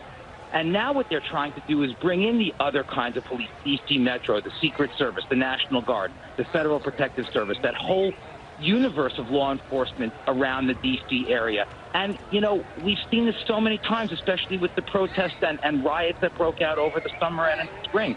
It's so much harder to put this back together after violence breaks out. Had they had a large-scale force in advance, the argument could be made that they would have been better prepared to protect Capitol Hill and to keep the protesters from breaching the building. Thank you, Josh Margolin, Pierre Thomas. So they're just going to wait them out, perhaps? As Josh alluded to, you've got to get the force together. They've got to get all the different agencies together, and they have to come up with a plan. And they have to come up with a plan that they can execute to try to de-escalate if they can, and then be prepared for things to go badly if they do so. This is the part that is striking to people, I'm sure, at home, as the fact that there was not a contingency plan that could be executed faster than this. I'm told they're doing it with all deliberate speed. But again, George, this is as complicated as a situation as we've had in the nation's capital in terms of the Capitol of the United States being breached, thousands of people still remaining on the outside, and mobs of people. Clearly, some of the new images that we saw, not dozens of people, but, multiple dozens of people moving throughout the Capitol. That creates any number of issues, not only in terms of removing the people. Now you have to have a situation where you search each and every office, every nook and cranny of the Capitol, to figure out if weapons or booby traps were left. Now, the hope is that most of these people were just angry and frustrated and are sauntering through the Capitol, but they cannot be certain that that's the case, George. Pierre Thomas, thanks very much. I want to bring in Elizabeth Newman, a former official with the Department of Homeland Security. Picking up on what we were just hearing from Josh and Pierre, Elizabeth, the concern about possible actions by white supremacists and other domestic terror groups has been out there and building for the last several years. That's right, George. Even in the Turner Diaries, you see like one of the opening scenes of the white supremacist attempts to bring upon a civil war as an attack on the Capitol. And while what we saw today seems to be mostly organic, clearly there were threat actors in the midst of protesters willing to incite, willing to encourage people to cross lines, and some of those came prepared for a fight. And I think the concern that I have, I'm sure that is first and foremost in the law enforcement officers' minds that are on the scene, is which of these individuals that have breached the Capitol are willing to cross the line to violence. They've already crossed other legal thresholds, but we hope and pray that they don't go further at this point. Yeah, so what will they have to do? What is the best way for this to be taken on at this point, given the fact that it's such a huge complex, and there's so many people right now on the steps and inside the building? Well, I think multiple people have already noted that this is a massive failure on the part of the law enforcement agencies, particularly the Capitol Police, who have jurisdiction over Capitol Hill. Another day, another time, we'll do the lessons learned and make sure this never happens again. But it's really difficult now that the breach has occurred. It's going to have to be room by room, very slowly, methodically, and it will require a lot of manpower, which it sounds like they're in the process of regrouping and preparing for that. I mean, the other factor here that would help tremendously tremendously is if the president would come out and condemn what is going on and tell everybody to go back home, go back to their hotel rooms. That would help a lot. It would not disperse everybody, but it would at least dwindle some of the numbers, and it would allow law enforcement to be able to get a handle on the situation much faster if we could disperse some of the large crowds that are there. Right. In that video, he told them to go home, but it was wrapped around his claims, his false claims that the election was stolen from him. Elizabeth Newman, thank you very much. Let me bring in John Cohen for more on this at this point. You say, as a former law enforcement official, they can't wait. Yeah, we lost the opportunity to de-escalate the situation when the president released the statement where, as you just pointed out, he blended together this idea of going home and the fact that the election was stolen. That's why these people are here. And I would actually argue this wasn't just simply an organic, spontaneous protest. This is the result of weeks and weeks of disinformation being spread by the president, his supporters in Capitol Hill, people who support him in the media, individuals on social media. These people are reacting to the planning that took place in social media and that disinformation. So what do they need to do now? They're going to need to declare this as an unlawful assembly. They need to give people opportunity to clear the grounds peacefully. Then they need to remove people from the building. They need to clear the building. We saw videos of people going into the Capitol with large knapsacks. We've already got reports of explosive devices being located around Washington potentially. They need to make sure there's no explosives in the Capitol. They need to clear the grounds of the Capitol, and then they need to clear the street. And they need to keep people off the streets this evening because, as Pierre pointed out, there's probably a very high likelihood that violence would continue if you have large groups of people in and around the streets of D.C. That's where law enforcement is going to be focusing now. And that's the question. Will the crowd be diminishing or not? It appears to have been growing over the last couple of hours. John Cohen, thanks very much. Let me bring Chris Christie back. We do have him connected right now. Well, Chris, the president did come out with a statement wrapped in propaganda. Yeah, George, listen, I think that the statement was a one step forward, two steps back attempt. The president needs to make it unequivocal that these actions by these protesters is absolutely un-American and reprehensible. And there can't be any ambiguity about that. And I think there was a lot of ambiguity in that statement. Listen, I'm glad he did at least what he did. It's better than having done nothing, but it's certainly not what should be expected of a president in this circumstance. It's hard not to contrast the message saying we love you, you're very special to supporters, that you're right, that the election was stolen, with the words he had for Black Lives Matter protesters all through this summer, calling for law and order. Well, George, at the end of it, what you're supposed to do as an elected official in this country who takes a constitutional oath is to always remember that the office you hold is bigger than you. Your responsibility in that office is bigger than you and your own personal interests. And I think that what that video showed was that the president was still placing his personal interests ahead of the interests of the country. And that's what he's been doing for the last 8 weeks, unfortunately. And this is a result. What we're seeing on the air right now is the result of that. And that's what we need to make sure we get back to in this country, is that these offices are a temporary public trust that you hold and hold with honor. And you can never allow your personal interest to overcome the interest that you're elected to serve. And unfortunately, I think the video showed that while the president got, better than saying nothing or just tweeting what he had been tweeting before, it was nowhere near sufficient to send the right kind of message, in my view. That conduct on Capitol Hill is unacceptable. It's un-American, and it has to be renounced in those very clear terms, in addition to saying, go home. At least he said that, but you got to say more. Chris Christie, thanks very much. I want to go to Martha Raddatz out in the streets of the Capitol. The situation escalating? It is, George, and it looks like they're starting to clear this crowd a little bit right behind me, north side of the Capitol. We heard 3 flashbangs, which means they're trying to push these people back. They were running. very briefly. This is the area, at least on our side of the Capitol, where we are, where there has been the most action. This is the area where these people are saying, let me in, let me in. We also heard some glass breaking back there. We obviously don't want to get any closer to that area, but they are starting to move out.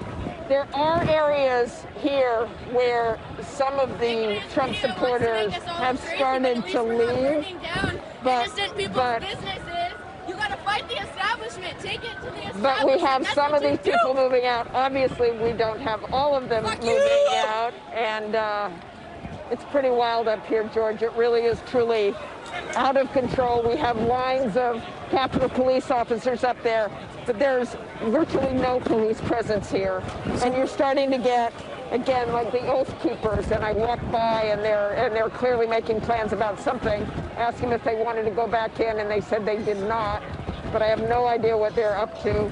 I don't think law enforcement has any idea what they're up to. We have some helicopters circling overhead. But we also have a curfew here at 6 p.m., and whether they start clearing people out before then or after, there's just no telling. Martha, we just got a flavor of what you've been dealing with all day. Have you ever felt personally in danger today?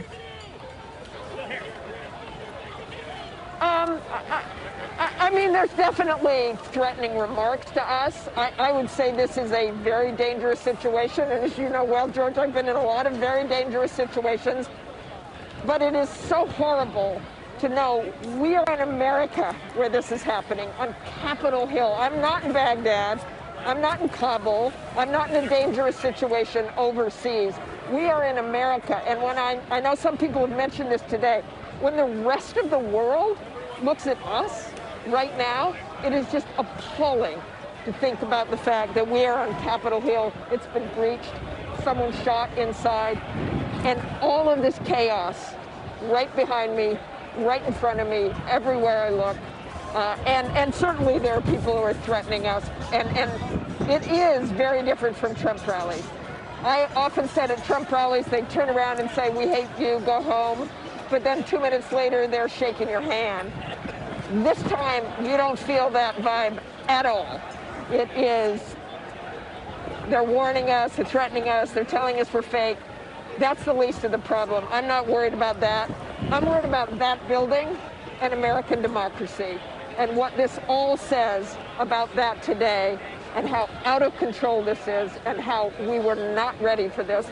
And they don't care what Donald Trump just said. They really don't. It is so out of control and chaotic now. I don't know what the president can do, but I think it's going to take law enforcement to get these people out here, not Donald Trump. An assault like we have never seen in a city. You've been in war zones all over the world. Tom Llamas, picking up on what the president was saying, I think we saw an essential truth about President Trump and his approach to the office in those remarks. He began with, I feel sympathy for you, I love you, we love you. His first and foremost goal over the last 4 years, if you look at every action, every statement, is to keep that core of the core of the core base bonded to him at the cost of everything else. Yeah, when you talk to people who have worked for President Trump, either in the private sector or now in the public sector, they will tell you the most important quality, it's not smarts, it's not how to work around a business or politics, it's loyalty. And for Donald Trump, loyalty is the most important thing. So he will never trash the people, the Americans who are doing what we never thought would happen, something we never thought we'd witness. He will never trash these people because these people are loyal to him. And that message that he put out, and Martha, rightly reported, will have no effect on what we're seeing right now. The only thing that's going to change what we're seeing right now is once law enforcement, another group the president has touted over and over again, once law enforcement takes control of the situation, and as Martha said, it appears we're still hours from that right now. You could also make the argument that that message itself did more harm than good because at the beginning, as you pointed out, he starts with a lie. And that's what precipitated all this, that the election was stolen, which we know for a fact is not true, which the courts have said is not true. His message is out there. He recorded it. Will it make any difference? Martha Raddatz, who's there speaking to these demonstrators, these protesters, these anarchists, say it will not make a difference. Joe Biden, the president-elect, has spoken as well, calling on the president to do more. What's going to end this is law enforcement. And then after that, the question is, where do we go from here? And I wonder, George, if what we've seen today changes the mind of those Republican senators who were objecting to the Electoral College votes that were coming in today, that were going to be ratified today, that should have been ratified today. I wonder if this changes their sort of calculation when it comes to politics and whatever reasons they had in their head that they wanted to fight this. Well, let me bring that to Mary Bruce. Thank you, Tom. Mary Bruce, and the members of Congress we've talked to today, the Republicans and the Democrats, there does seem to be some discomfort with what they've seen unfold today. Clear condemnation of the mob from Kevin McCarthy, but they are trying to draw a line between their actions protesting the election and what we're seeing unfold on the Capitol. Yeah, you're seeing a lot of members, especially Republicans, sort of do some twisting here as they try to put some distance between themselves and their calls to object to the results of the election and the actual work that was supposed to be getting done here today and what we are seeing actually unfold in the Capitol. But all of that messaging, of course, gets muddled when the president comes out himself and in trying to urge everyone to go home, in the same breath repeats these false claims that the election was somehow rigged. It is still very hard for those who are, supporting the president in this effort to try and distance themselves from that message somehow. Okay, Mary Bruce, thanks very much. The mayor of D.C., Muriel Bowser, is now speaking. She has imposed a 6 p.m. curfew in the Capitol. Let's listen in.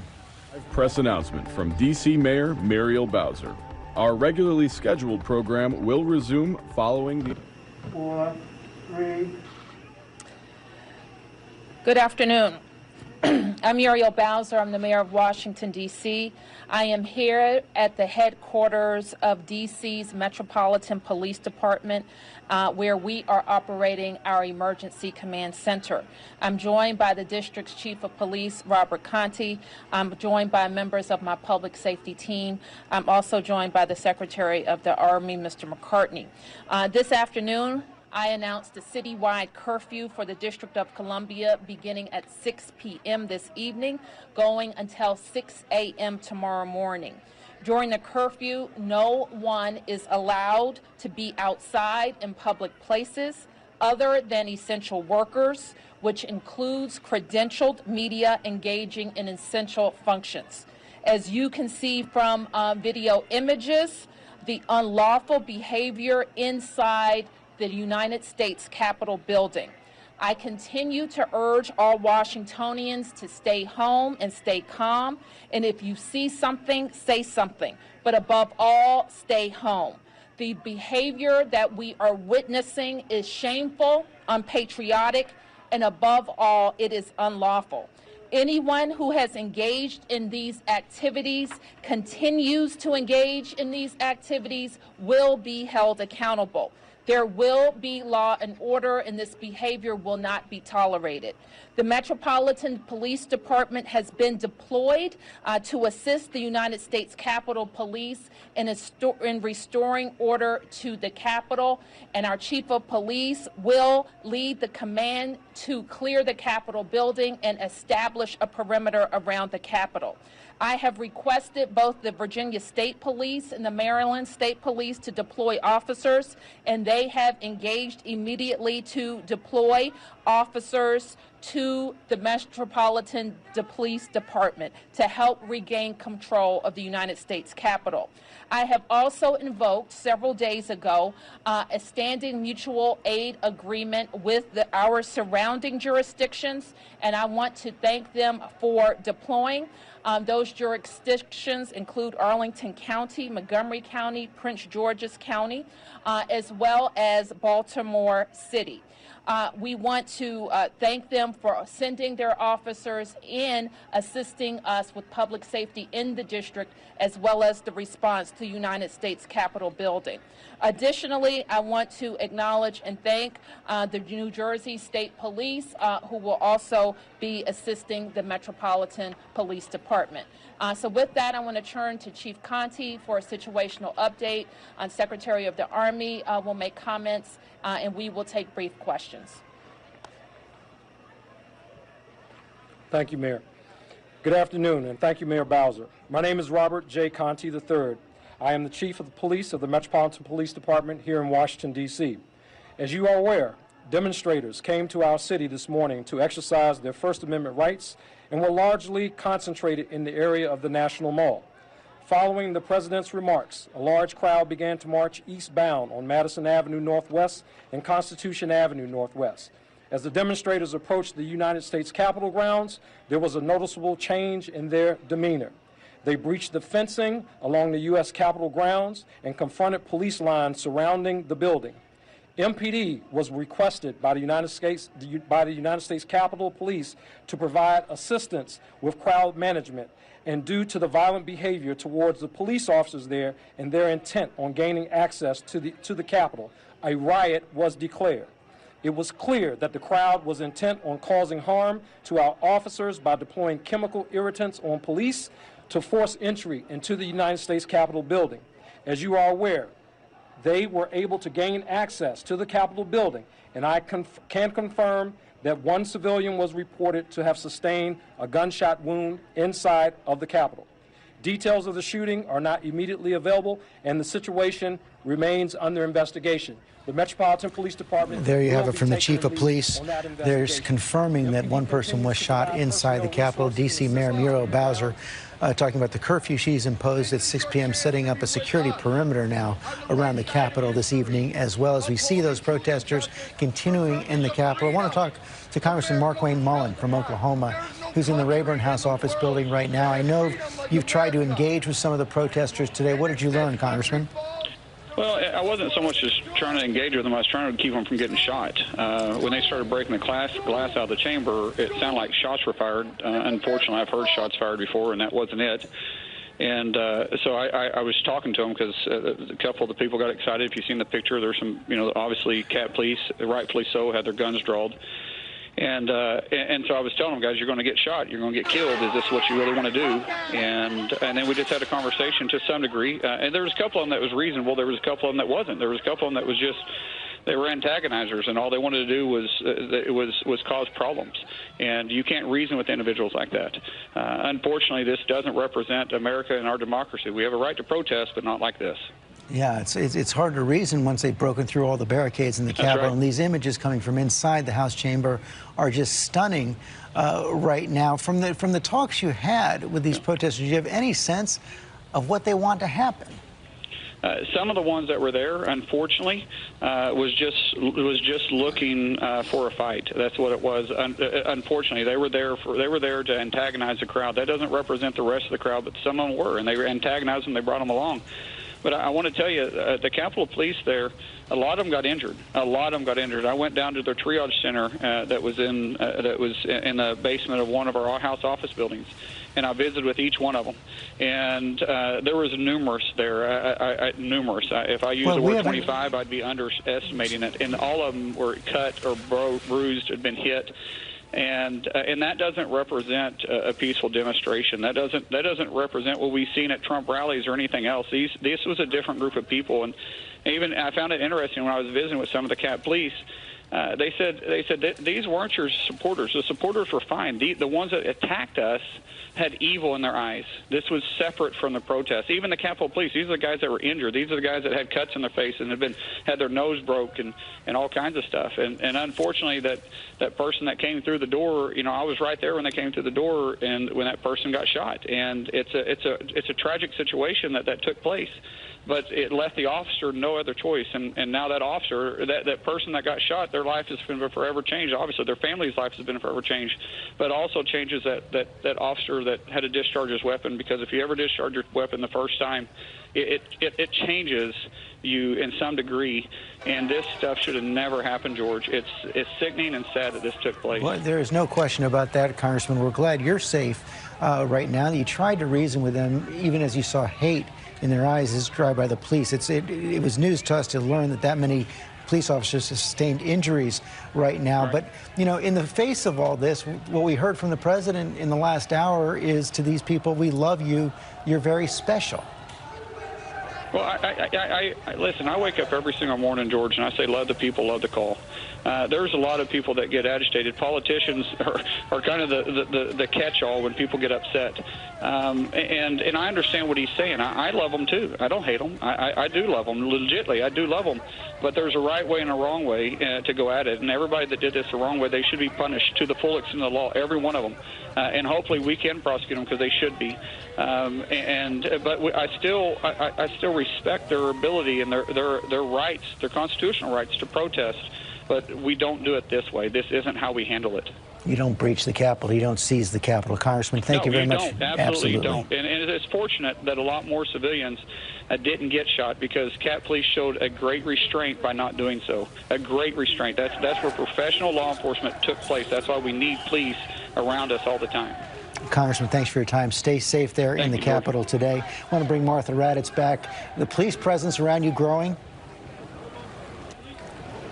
It sure is, George. We walked about 100 yards down from the Capitol because we could see lines of police forming. You can see right behind my shoulder there, this side, that side, standing by, forming that perimeter that Mayor Bowser talked about. Again, we're on the north side here, and there are long lines of police officers here. There are long lines of police vehicles the other way, and we are just over an hour from curfew.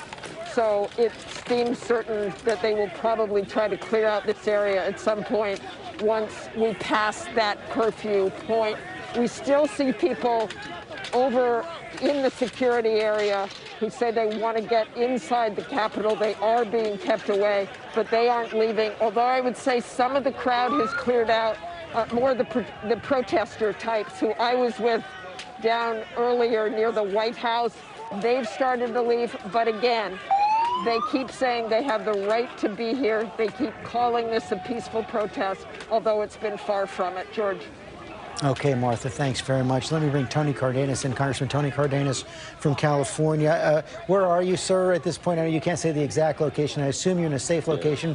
Are you still in the Capitol Hill complex? I'm still in the Capitol complex. I feel safe at the moment, and my prayers go out to all of those officers and all those individuals who are doing everything they can to keep us safe. And I heard what my colleague said.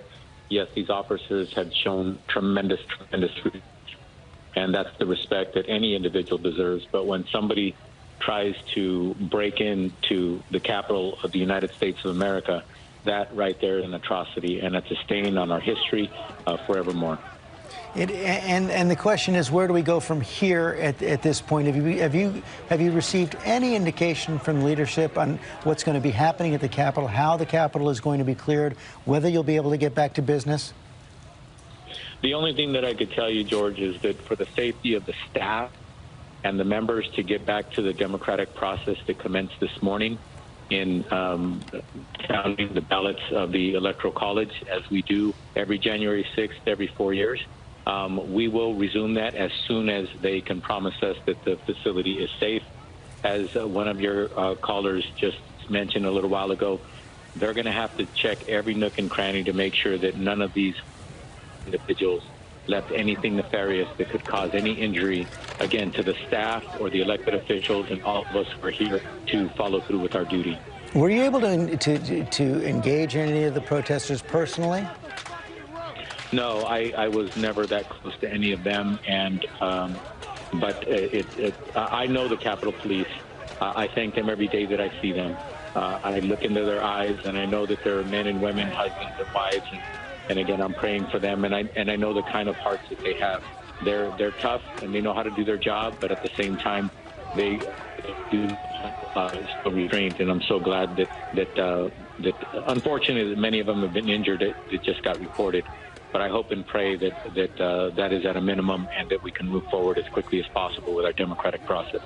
Congressman Cardenas, thanks very much for your time. We're seeing video now of members of the protesters, the mob, appearing to smash media equipment right there, as you see the police looking by and perhaps lighting a fire. Rachel Scott has been on the scene during the day. What can you tell us about what you're seeing? Apparently we lost Rachel as we see the standoff there at the Capitol, but we do have Congressman Hakeem Jeffries, the chairman of the House Democratic Caucus, a member of the House leadership. A day you thought you'd never see, I'm sure, Congressman. Without question, George, and we should pray for our nation and make sure that we never see a day like this again. The Capitol was breached. It was stormed by traitors, people engaging in treasonous and seditious behavior incited by the President of the United States of America. And he should tell his supporters in clear and unequivocal terms to stand down and stand down immediately. That's not what you heard from the earlier statement from the President?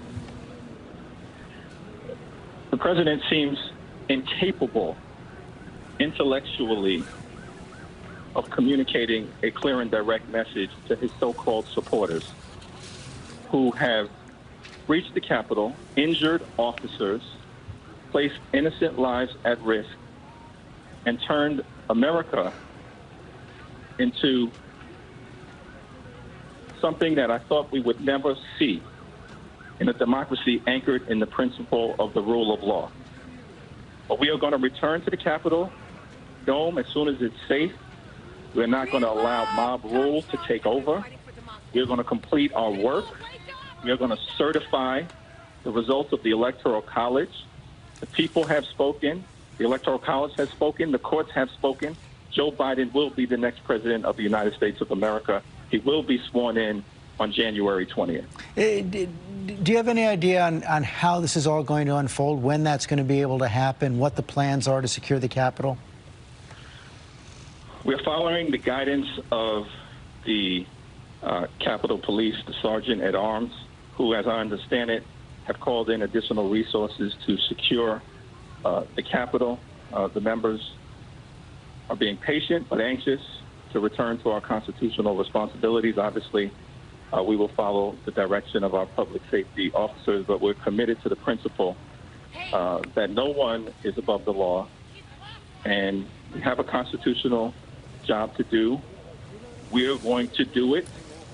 We will not abandon our post.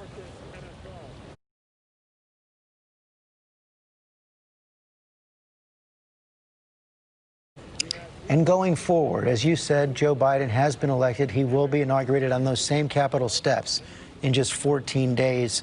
How does the new Congress move forward, we hope, in some way together and to...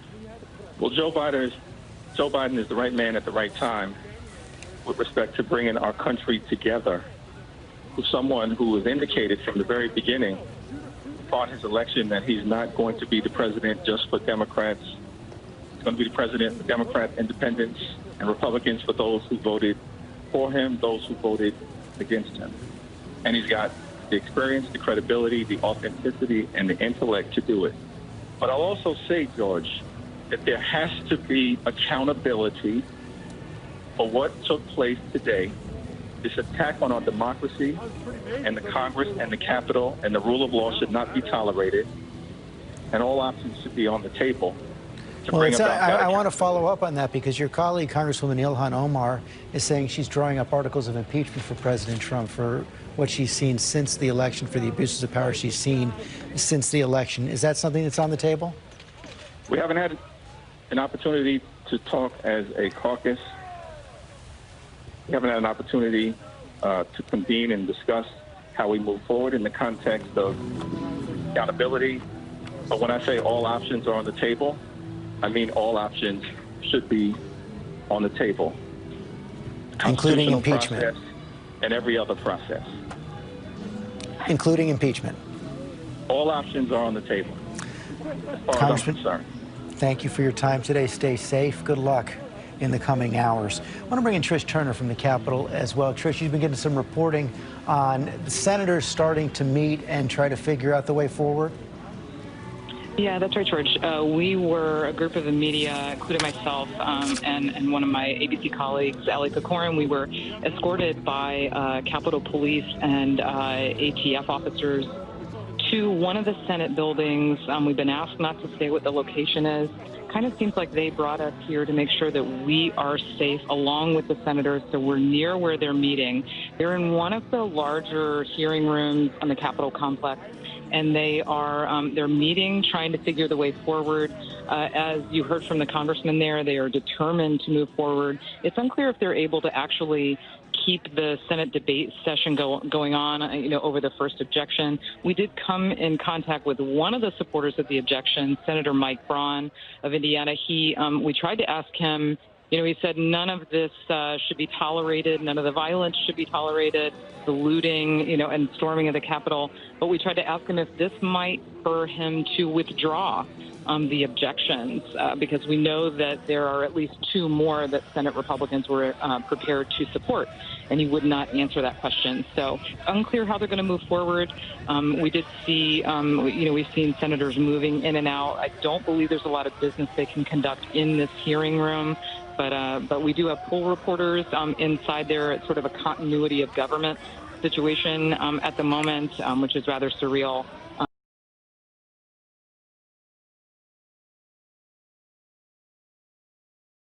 News has been made in the political world. I want to bring in Rick Klein, our political director. It is now official.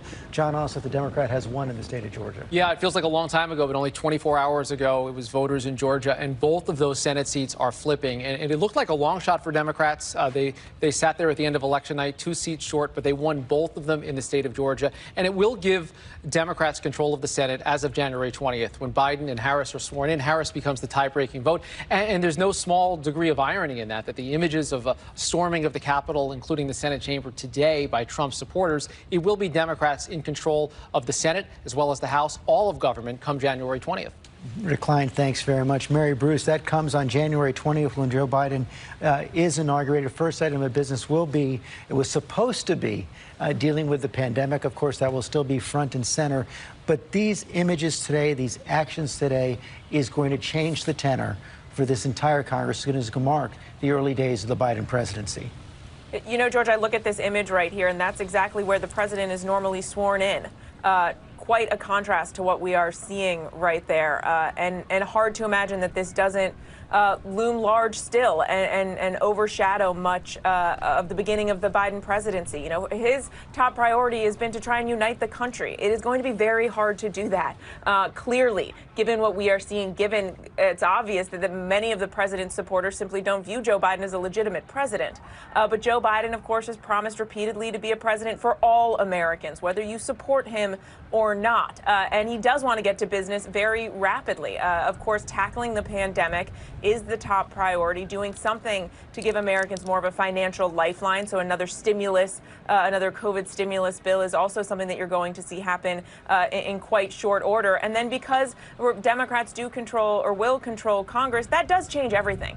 It changes the scope and the scale of Biden's ambitions here and his ability to fulfill so many of his campaign promises. It doesn't change everything because, of course, it is a 50-50 split in the Senate. That is a very, very small majority. Of course, the vice president-elect Kamala Harris will be the tie-breaking vote.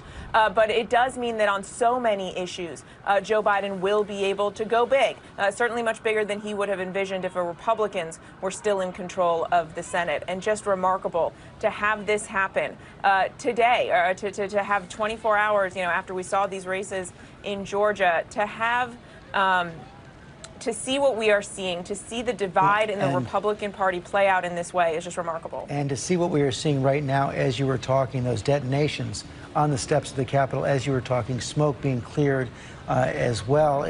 People didn't seem to scatter as the detonations took off, as there we see some more of them as well, these flash bombs.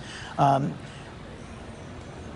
don't know who we have down there. Is Martha Raddatz anywhere close to that scene? Martha, can you tell us? Rachel Scott. Okay, Rachel Scott, you're down there. Can you tell us what's happening there, Rachel?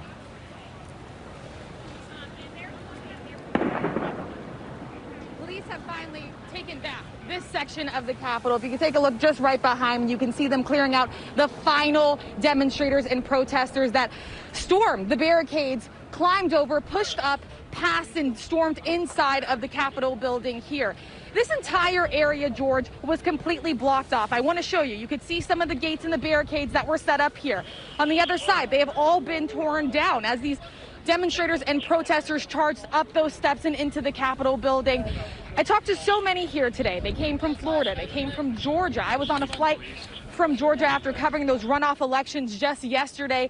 They said they wanted to stand by the president. They wanted to help him fight an election that he overwhelmingly lost. And they said they would not accept the results until he said that he had lost this race. They feel like they were answering a call directly from the president here today. And as that message came out, we have seen some of the demonstrators in this area clear on the other side of the Capitol building. We watched as some of those demonstrators climbed up scaffolding, climbed onto the steps, banged on the glass, chanting "Fight for Trump," chanting USA. But George, I got to tell you, there is just one image that I cannot get out of my mind as I'm talking to you here. And it was just a few feet away as we were standing, watching all of this unfold. Ambulances rushing out one woman. She was gushing out blood. They rushed her into that ambulance and drove her away. We do not know what the condition was, but it was just a really tense moment here. And watching these matter of events just unfold and take a turn in a few short hours, George. A heartbreaking moment, Rachel. Okay, thanks very much. I want to bring in Brad Garrett, FBI Special Agent. Brad, Rachel was just describing how they've cleared at least one side of the Capitol right now. Based on your experience, describe what's going to be happening over the next several hours. So, George, you have to do this sort of in stages. You have people next to the building. They've used, it looks, some type of tear gas to move them. As you pointed out, it has limited effect on some people. Other people moved. And they'll gradually have to move that out because realistically, you can't use the National Guard to do baseline law enforcement stuff. You're going to use them as a perimeter. And so once they get the people pushed out, they basically are going to have to stay as a ring, in my view, in some form or fashion around the Capitol. Because the reality is when you push them out eventually, as we go into nightfall, George, there's always tomorrow and the next day. And so this is not like that there won't be other groups of people. And one other thing, as this gets later, and I think Martha pointed this out, you're going to have other players try to get involved in this that'll be more of an instigator type person. And they're going to have to deal with those folks. But you clearly have to get them moving out of the way, or at least out of the immediate perimeter of the building before it gets dark. Brad Garrett, thanks very much. The darkness is starting to fall there in Washington, D.C. a little after 5 p.m. here on the East Coast. I want to bring in Congresswoman Sheila Jackson Lee. Congresswoman Lee, what can you tell us about what you've been told, how this is going to unfold over the next several hours? Well, George, I think you know, first of all, that the chambers were attacked in the midst of the counting of the electoral votes. Members were engaged in a constitutional duty. The chambers were attacked. Guns were drawn, tear gas. Members were told to flee. I don't think you can get away from that as we begin to unwind as to what will be next. We're in a secure, unknown place at this time, and members are asked to stand by as the work begins to discern and to determine how safe we can be in order to proceed with the constitutional duty that we have. And we do have that commitment to do that constitutional duty, and that is counting the electoral votes. And, Congresswoman, do you have any understanding of how this was allowed to happen, if the proper preparations were in place? You know, this is a democracy, and I did send out a message even before this started that I did not have any fear and would stand to do our duty. That's America. We believe in democracy. We believe that people have a right to have a difference of opinion. But this was not a difference of opinion. This was a call to war and a call to action as called by the sitting president of the United States. Individuals thought they were coming to defend the president. And I don't have any access to news except what each of us are hearing. But I'm really calling on President Trump to ask these rioters to stand down. They're no longer protesters, and we welcome protests. That is what we do in this country, and we'll stand for them and their right to express their First Amendment views anytime. That's our job. But this was an attack.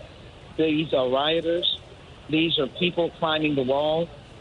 These are people violating the office of the Speaker of the House. And so I think what has to be done, every aspect of our heading to the chambers has to be secured so that the work can continue. But members are committed for the work to continue. But I am asking, and I think the country would benefit from some message from President Donald Trump to tell his rioters to stand down, to realize that the democratic process has to proceed. And as you well know, Republicans are standing up and objecting. That is a process they have a right to do. But the violence that occurred immediately threw, if I might, a spear into the heart of democracy that we're trying to save. And we've got to save democracy. Moments ago, I was talking to your colleague, Hakeem Jeffries, who was talking about the importance of accountability, including for the president, after these actions of today. And he said that when I asked him about Ilhan Omar's drawing up of articles of impeachment, that, quote, everything is on the table. Do you think impeachment should be considered? I think it should, and I guess there'll be a number of members doing so, because I am drawing up, as a member of the Judiciary Committee, articles of impeachment. I think we have seen today some actions that in our lifetime we would never have expected to see, and frankly, in the last century we never saw. In this century we never saw. And as I made note of the fact, last time Americans stood up against each other was the Civil War, and of course President Lincoln, of whom we all admire with affection for his duty to this nation and his patriotism, really spoke to the heart of that and said a nation divided against itself, or at least his words connoted that. A nation divided against itself cannot stand. And I want us to be united. I want us to have the freedom to express our opposition and disagreement. But what Donald Trump generated was a violation of his duty, was an abuse of power, was clearly, I think, it calls out for accountability. It calls out for accountability. I'm sad to say that, but it calls out for accountability. And I can't tell, George, has he taken, and as I'm asking him, please come to the public microphone and to give comfort to his supporters and ask them to stand down, ask them to protest peacefully and to cease the attack against the United States Capitol, the capital of the United States of America. Congresswoman, thank you very much for your time today. We hope you stay safe as well. I want to bring in Mary Bruce. Mary, you've gotten some new pictures of what was happening inside, I guess, the Speaker's office? Yeah, George, a remarkable image here that I think is one that just encapsulates this day, and something that I think, we will remember this day for. One of these protesters, one of these anarchists who have stormed the Capitol, sitting at Nancy Pelosi's desk. That is the desk of the House Speaker. That appears to be her ceremonial office. You see this man there sitting casually, his feet disrespectfully on her desk, on a folder of hers. There have been, of course, reports of looting and vandalism throughout the halls of the Capitol, throughout other offices as well. But, of course, House Speaker Nancy Pelosi has been a frequent target of President Trump's. He has taken her on, sort of tried to villainize her in some ways. She and the president have certainly gone head-to-head in many times in the past. But this image, I think, is just one that I think will be seared in the minds of many Americans going forward. This Trump supporter sitting at the House Speaker's desk, his boot on her desk, George. How did they get that far? How did they get in the Capitol? How were they able to take over? Those are questions that are going to have to be answered in the coming days. Mary Bruce, thanks very much. I want to bring in Senator Bill Cassidy, Republican of Louisiana. Senator, I assume you're safe right now. What can you tell us about what's going to be happening next for you and your fellow senators in this debate? We're sheltering in place, and so obviously they have to clear the Capitol. But I will echo what Congresswoman Lee said. We must complete this process. This is an attempt to disrupt a constitutionally ordered process. It's what happens in third world countries. It should not be happening in the United States of America. And so as soon as this Capitol is cleared, it would be my vote to go back in that chamber and finish this process. That is, I guess, everyone's hope at this point. What responsibility, as you just heard, Congresswoman Lee, I know you were listening, does the president bear for how these protesters have acted today? Say that one more time. I didn't quite understand how your question was phrased. What responsibility does the president bear for these protests today, for these actions taking over the Capitol? Clearly, these people are angry that the president lost. The president can speak to them like no other. I've tweeted out a message asking that the president would speak to them without any sort of equivocation, that they need to stand down, that this is what, again, happens in third world countries, not in the United States of America. This is criminal activity, and that it discredits anything that the president would hope to stand for. And the president needs to do that on television. He needs to do it without equivocation and without any sort of kind of, what would you say, codicil or any sort of thing that would otherwise moderate that explicit stand down. Well, and is that what we saw earlier in that 1-minute videotape message where he called on them to stand down but told the supporters he loved them and that the election was indeed stolen? So I don't think we should be speaking about stolen elections. I think we should be speaking about how we should not be rioting in the United States Capitol, and this is an assault upon our democracy. When do you expect to get back to work? I don't know that, George. Right now it's still fluid. I'm watching on television and see all the police lights, and so we shall see. But as far as I'm concerned, we stay here until we do this. It is our constitutional responsibility. Senator Cassidy, stay safe. Thanks for joining us this evening. Want to bring in Cecilia Vega. Cecilia, one of the things we saw, and I was talking to Chris Christie about this in our last hour, the contrast in the president's statement to his supporters and what we heard from him this summer in the wake of the Black Lives Matter protests. Yeah, exactly. And that's not going lost on so much of the American public. And I would venture to say particularly black and brown people in our country. Those images that we all lived through over the summer of black and brown protesters, as many people said, protesting peacefully, met with resistance, met with armed authorities, flashbangs that we saw that we're not seeing today, that we didn't see flashbangs until fairly recently in this protest. And that's not lost on the American public and people of color in our country who are wondering, why is this discrepancy in how justice is being carried out today, and whether this is in fact justice being carried out, and if this is equal justice in what we're seeing here. Cecilia Vega, thanks very much. I want to bring in John Santucci, one of our White House producers. John, what are you learning from inside the White House right now? Inside the White House, George, it's relatively quiet. It's calm. I'm told the president has been bouncing between the Oval and his private dining room, which is just off from the Oval Office, watching coverage today. There's been a small number of aides that have seen the president in person. They include Mark Meadows, the chief of staff, Pat Cipollone, the White House counsel, and Ivanka Trump, the president's daughter and senior advisor. They had been lobbying him all day to get out and do something. That was, of course, that video message that we saw he released earlier on Twitter. But, George, the White House has been getting calls, from my understanding, all afternoon from members up on Capitol Hill. The president not taking many of those calls, but his staffers, the few that remain, are, all of them saying the same thing, George. He needs to get out there, needs to do more. Even after that Twitter video message, which some said was at least something, they still believe, those callers, needs more to be done. As far as the building itself, we've been reporting on this, George, as you know, for the last several weeks. The number of people physically in the building has decreased. It's people that have slowly left, slowly transitioned out. I am told that many people did not physically go to work today because they were fearful of two things. One, the violence that they expected to break out, which obviously we've been covering all day, but also the rage of the president, who has been railing against the vice president and many others in his senior staff over the last several days. The other part, too, George, that we need to remember, and a source pointed this out to me as well, is that the beginning of this week, it started the new year, started the new Congress. It also started the transition. There are staffers in the White House that have already begun the off-boarding process. They are slowly turning over their government phones and computers because come January 20th, George, as you know, they're not going to be government employees.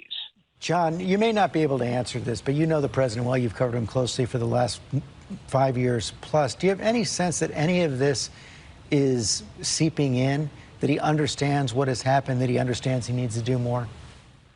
George, and it's a little close to 6 years, as we know, to be honest. But as what one person said to me, which spoke volumes, and this is from a person that I've known since the beginning, the president is still in the denial phase of the grief process. He has not accepted the fact He has lost. He cannot understand it. He cannot fathom it, and thus cannot move forward. There are people, George, that around him are trying to make the necessary preparations for what happens next. He's got to go somewhere. Does he go down to Mar-a-Lago? Do they do some type of an event to thank staff? How does he leave the White House? Does he greet President-elect Joe Biden on January 20th?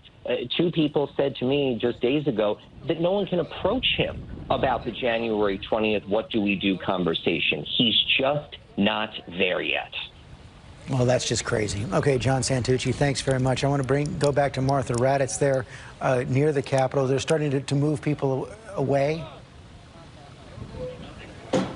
They're starting to move some people away, George, but behind me are a line of people that you can see the police officers there. They've been putting some of the rioters into police vehicles. You can see a lot of them handcuffed. There have been several of them that they've put into vehicles. We haven't seen them yet on this side move towards the Capitol, but there's been a lot of movement from the police. We also saw, we keep moving back because there was an area there were media behind a barrier, and they burst down the barrier, these rioters, and destroyed the media gear. There's a big pile of media gear crushed over there by the Capitol, so we have moved back here, but they are definitely starting to arrest some people and load them into vans. So you've been moved to a calmer place, but is it your sense from where you were that it's de-escalating there as well, or not really? No, not really. I think it's, again, these sort of more hardcore groups, and we've seen the Oath Keepers and I assume Proud Boys over there at the Capitol. We weren't actually moved. We haven't been moved at all. We moved ourselves because they were destroying media gear up there, some of the rioters. But what we have seen is the perimeter. The police are definitely forming a perimeter, and I think at some point they probably will clear out those other rioters there who are not leaving that area, especially that area where you enter the security area, where there were some windows broken on this side and where we heard those flashbangs to try to clear people out of there. We don't really know who's setting those off. There's been nobody really to talk to about any of that, and it's basically what we can see and hear, and we heard those flashbangs go off. We've seen the police go down the street in very long lines down Constitution Avenue. I'm looking directly at the Capitol right now, but we came over here because it was safer over here, obviously, and obviously because they're bringing people out. Now, we don't know, this is the Russell Senate Office Building. We don't know whether they've been in there for a while, whether they were people from the Capitol they rounded up and put in here and are now taking out. We saw no one arrested. We're just seeing these individuals being taken away now. So they may have been people who were in the Capitol who they managed to get out. We just don't know at this point. Perimeter around the Capitol now. You see the sirens, you see the flashes. We're glad you moved to a safer location.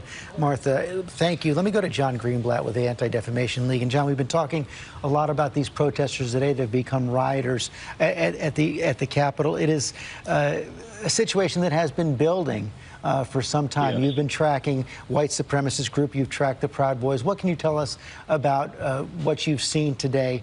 And is it something we should have been surprised by? Yeah, George, this was a dark day for democracy. I think we've been talking about this for years, for months, in recent days, because we take these extremists at their word, and they have been telling us that they plan to mobilize and commit acts of violence. And I think the displays that we saw today on our television screens, the images literally of extremists storming the halls of Congress. I mean, to be clear about how extreme this was, this didn't happen during the U.S. Civil War. So what we saw today in modern times is without precedent. I would say that the responsibility for this grotesquerie lies at the feet of President Trump, who has been stoking division and spreading disinformation and spawning hate for years. And the people who he assembled today, George, it was a who's who of right-wing extremists.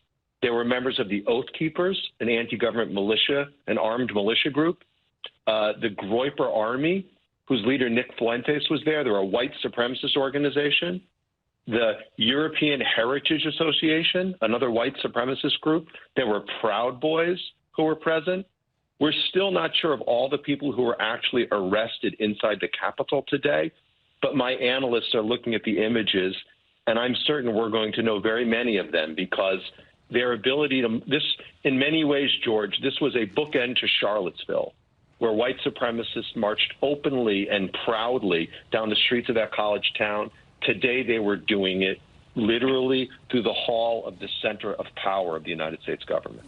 Well, it's hard. I mean, I was going to ask you, where does it go next? It's hard to imagine something worse than breaching the Capitol as we see these pictures of guns drawn in the House chamber today. But where does this go next? Is there any method to all this? Is there any end game? What should we be thinking about? What should we be worried about? Well, what we need to understand is that, there are those in the far right who literally espouse a theory called boogaloo. What they want is civil war. They want armed unrest in the streets. Tonight, they can claim that they achieved that at the U.S. Capitol building. I think where this goes is we are going to need let me just stop you. So is this is a battle won in their view? Well, I think they will likely champion this day and look back on this moment, their ability to breach the Capitol as a historic achievement.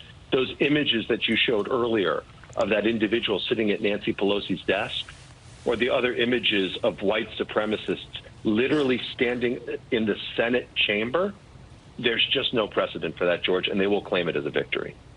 Jonathan Greenblatt, thanks very much. CEO, National Director of the Anti-Defamation League.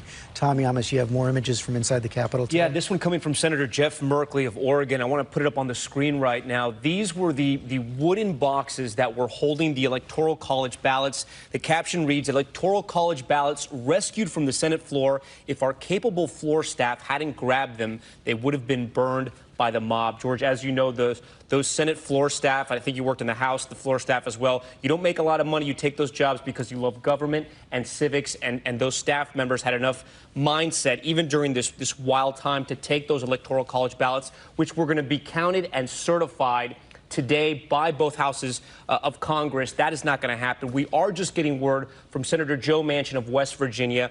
He's saying that the Senate intends on certifying the Electoral College ballots tonight, that they're not going to be driven out. We're going to have to wait and see if they're able to do that, because right now the Capitol is the largest crime scene in America. But according to Manchin, they want to stay tonight and make sure, I guess they do right by this. Okay, we hope we'll try to get Senator Manchin on the phone with us as well. Let me go back to, is Ben Siegel with us at the Capitol right now, Mark? Let me bring in Ben Siegel. What more can you tell us about what you're hearing from your sources there inside the Capitol, the situation as night has fallen, as we see this perimeter being formed around the Capitol? George, I'm talking to Democrats and Republicans in the House, and it's their expectation, like their colleagues in the Senate, that they continue this business, that they continue this joint session of Congress to certify the election results. Technically, they would go back and resume the sessions regarding the debate over the elector from Arizona. But they want this to happen. They want to get this done. This is their responsibility. But it's just not clear how quickly this can happen. I was talking to one House Republican leadership aide who said they have to go and make sure the floor is safe, and they have to clear everything up. There's broken glass everywhere. There's furniture that was put in front of the door to prevent people from coming in. Gas masks probably still on the floor. So there's that work that has to get done in addition to securing the Capitol. People who work on Capitol Hill always joke about it being sort of like a village and almost like Hogwarts from the Harry Potter universe. This is a bunch of buildings with underground tunnels, tons of entrances, exits. It's going to take a really long time to make sure that the campus is safe and secure, and that there aren't still people, elements who want to disrupt the process in the building. So rank and file members, leadership aides still do not know when they will move forward on this. They are all ready to, as a lot of the members are telling you in these interviews, but it's just not clear at this time when that will happen. Take another minute on that, Ben, because I think you hit on a very important point right there. We see the Capitol right there. There are 3 House buildings on Independence Avenue side, 3 Senate buildings on the Constitution Avenue side, the Library of Congress and the Supreme Court further up the street. And what most people don't understand in this is that everything you see above ground is matched by an entire warren of offices and tunnels below ground. That's right. It's basically like a human anthill where the business of the country and the politics get done. Almost every building is connected through multiple tunnels. The members of Congress use these buildings, use these tunnels to get to and from votes during the winter, during inclement weather. They were actually instructed to use these tunnels today because of protests, ironically enough. And this is tens of thousands of people work here every day when there's not a pandemic. And there are just so many ways in and out of the building. If you're somebody who's protesting, and trying to get in there, trying to disrupt this process, it takes a lot of people to secure the facility and all the entrances and all these different buildings, the 3 or 4 House office buildings, and the Library of Congress buildings, and then the 3 Senate buildings on the other side of the building. And, one thing that I was struck by watching some of these images coming in from the Capitol and some of these really frightening scenes of people breaching the Capitol, for the first time in hundreds of years, people making it through the Capitol and occupying it.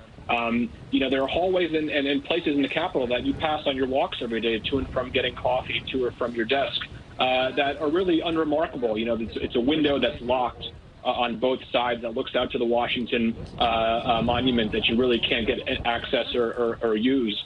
Sort of these hallways that are locked off for security reasons that don't really lead anywhere. And today, these images were just so striking. You had almost all these windows were broken and people were trying to swarm in.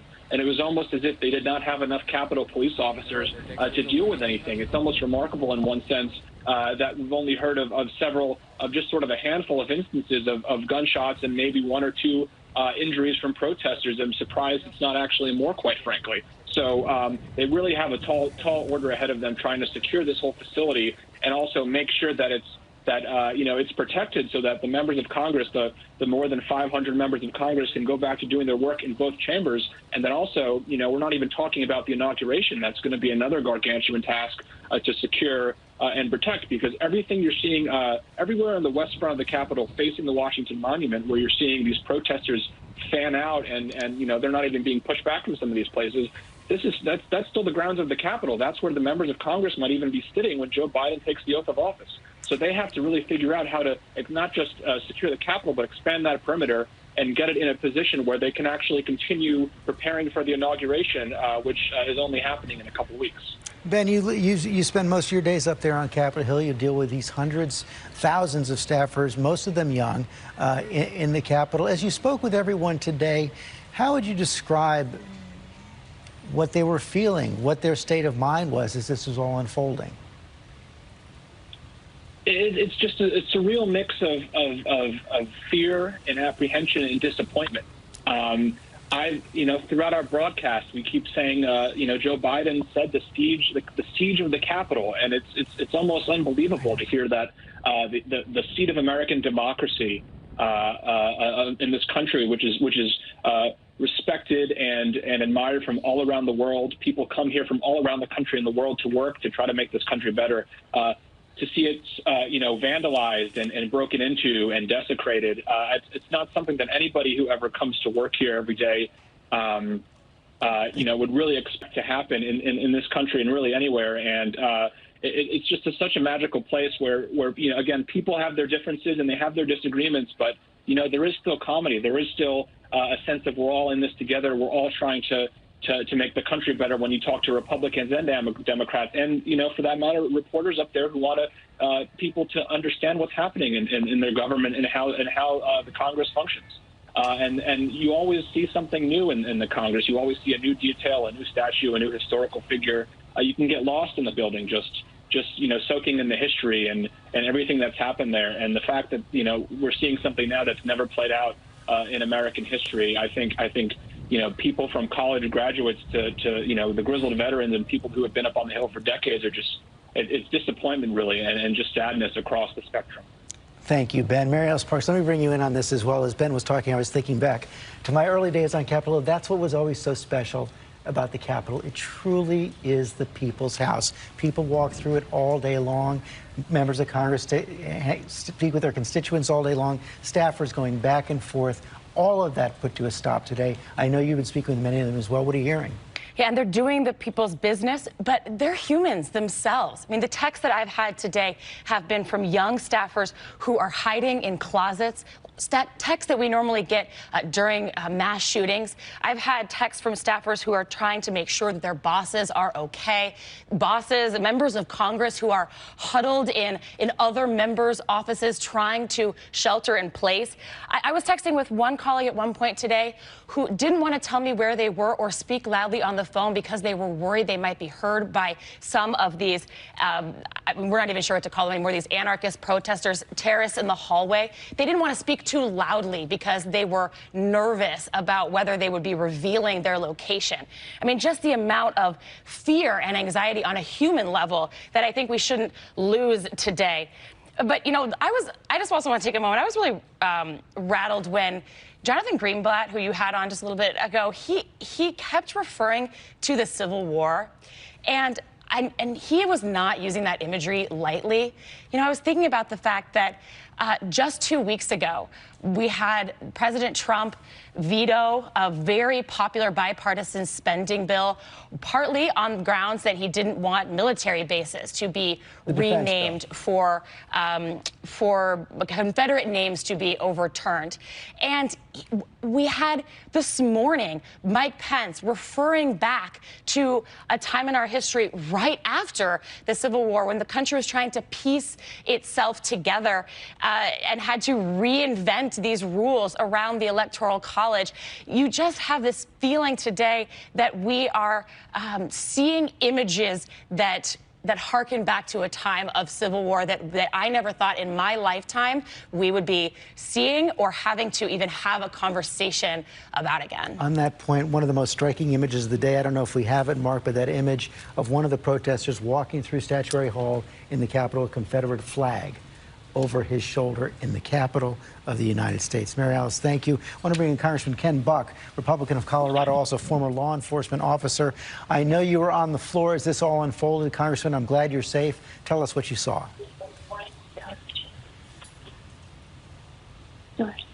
Hello? Hi, Congressman. Yes. Hi, I just want to thank you for joining us. I was saying I'm glad you're safe. Tell us what you saw as this all unfolded on the House floor earlier this afternoon. Well, I was one of the speakers, and so I was on the House floor. The first thing that happened was plainclothes Capitol officers came in and escorted the speaker from the chair. We resumed debate at that point. We were informed soon after that the House, that the Capitol building had been breached. About 10 minutes after that, we were advised to reach under our chairs to grab a gas mask and put a gas mask on because tear gas had been deployed in the Capitol. About 10, 15 minutes after that, we could start hearing the doors being banged on, and it appeared that people were trying to breach the House floor itself. So a group of us grabbed some of the heavy furniture, credenzas and whatnot, and moved it in front of the doors to try to prevent that from happening. Police officers were there. They had drawn their weapons, and at that point, the glass to the doors, the glass on the doors, was being broken, and as that happened, more and more members were being escorted off. I left with the last 4 or 5 members. There were at least 20 to 30 police officers in the House floor at that point, House chamber at that point, and we went through the tunnels and got back. Make sure my staff was all right, and then joined them. You're explaining it in an admirably low-key way, but the image of you and your fellow members of Congress barricading yourself inside the House floor is hard to believe. It is hard to believe, and it's hard to believe that it happens in America. And what started out as a peaceful protest really involved criminal action and is unacceptable in our country. You're a Republican. You were urging your colleagues to certify the election results. Do you understand what's behind this protest? Or is even engaging in that question trying to rationalize something that shouldn't be rationalized? Well, I don't know that it should be rationalized, and I don't know it should be rationalized moments after something like this happens. But certainly, I think in the months to come, we will look back and recognize the frustration that has occurred, and we all are to blame for some of this. The rhetoric, so many other things that have occurred that one side or the other feels has been unfair. And obviously, the outcome of the election made millions of people believe that it was unfair. And while I believe that Joe Biden won the election and we will have a peaceful transfer of power, I also recognize and feel as though we have to recognize the fact that there are questions about the election in some of the states, and we should look at that to make sure Americans have confidence in this process. Right, but that is quite different from the president telling his supporters just hours ago that this election was stolen. Do you have any expectation that he can come out and do more to calm the situation down? Do I have any anticipation that the president will come out and Yes. do something more to calm the situation down? Is that what you're saying? Yes. I think that the president's statement, he asked people to go home. I think that the Attorney General has made it clear that Attorney General Bill Barr has made it clear that what's going on in the Capitol is despicable and has to cease right away. And I think many others of us are sending out social media messages that are clear. While we're conservatives, we absolutely don't tolerate a violation of the rule of law, and that's what we're witnessing right now. And moving forward, what should be on the agenda now? Well, I think we have to make sure that the world sees that Congress is back in session. We are going to certify this vote. We are going to have a peaceful transfer of power. We should, among other things, look at our system of electing our president and make sure that it is credible and all Americans have confidence in it. And I think that we resume our duties to do the people's work. Congressman, thanks for your time today. I'm glad you're safe. I want to bring in Senator Joe Manchin, Democrat of West Virginia. Senator Manchin, we just heard one of your colleagues saying you're determined to go through the night to get this done. Is that realistic? Yes, I think it is, George. We're all together, and we're all secure, and we're all safe. And it's been a sobering moment to watch those who were kind of at odds up in the floor previously before this fiasco started, and the mob did what they did. And we were all ushered into this safe area. And people started talking and going around. And I made a point to talk to all of the senators. They're my friends, and they're objecting. I respect their right to object. I spoke to them, and I think they're having second thoughts on this, what this has done and what the outcome has been. So the main thing that we're determined on is staying here. We're not going to let a mob run us out. They're not going to run us away from our job and our duty and our responsibility to govern. And I feel very, you know what, George, in this most difficult, challenging times, it might be this horrible act that starts uniting us back and doing our job the way we're supposed to and starting basically bringing America back together. Well, the last time Congress seemed to be unified, America seemed to be unified, was after the 9/11 attacks, almost 20 years ago. This is an attack from our own country, from our own people. I just can't believe it. I can't believe the President of the United States would incite this type of action. You know, it's just unacceptable. It's un-American. I've never seen anything like it. I can't believe how a human being could think this way. I really can't. We might have our differences political, but it doesn't mean I've got to be at odds to where I want to destroy you. So in your talks with your fellow senators, friends and colleagues, even the ones who are objecting, did you get a sense, you said they might be having some second thoughts, did you get a sense they might be scaling back their objections so this can be finished? See. I'm very hopeful of that. I can tell you that they were all very somber, those, because they were basically doing whatever they believed, and they have a right to do that. As a senator and as a congressperson, you have rights to represent the constituents and the people that you have taken an oath to. But you take an oath to the Constitution. We don't take an oath to a monarchy or a dictator. We took an oath to a Constitution. And the Constitution is owned by the Republic and the people of the Republic. And, I talked to all of them, as many as I could, of the 13 or 12 or 13 senators that were objecting. And I said, I would hope that you all think. I said, I respect your right. You're my friend, and you will continue to be my friend. But I hope you see what's causing and what's inciting this. And only you and all of us working together can tamp this down and bring our country back together. I'm hoping that got through, George. I really am. Well, you were working with several of your colleagues in the weeks before this happened to try to build a bipartisan consensus on COVID relief, on the COVID relief bill. It's going to be more necessary than ever coming up in the new Congress, even though Democrats, it appears now, will gain control. It'll be a 50-50 split right down the middle. Those of you in the center are going to hold the whip hand. Well, you know, we don't look at it from that standpoint. It's not having the power to use or abuse. It's basically having the power to unite, and that's what we will use. And we're staying together. We're not going to be faltering in our objection to make this government work again. We got to get back to regular order. We've got to go through a process. Bills have to come to the floor that are bipartisan. It has to be voted, and it has to be amendments. We can make adjustments and all that, and we'll take some tough votes. This is ridiculous what's been going on for the last decade, and we've got to stop it. And I think on both sides, but I can tell you, the bipartisan bicameral group that we put together that brought a package forward that finally got passed to help the American people, this is a group to continue to move this country in the most sensible, reasonable way. Well, if an act like what we've seen today cannot bring people together, I don't know what can. Senator Manchin, thank you for your time. Thank you for joining us today. Hope you stay safe as you work through tonight. Thanks very much, Senator. We're going to work. We'll get this job done. Okay, thanks, George. Bye-bye. Thank you. Let me bring Mary Bruce back. You heard the senator say there that he's been talking to some of his colleagues who are having second thoughts. You've been in some contact with some House members as well?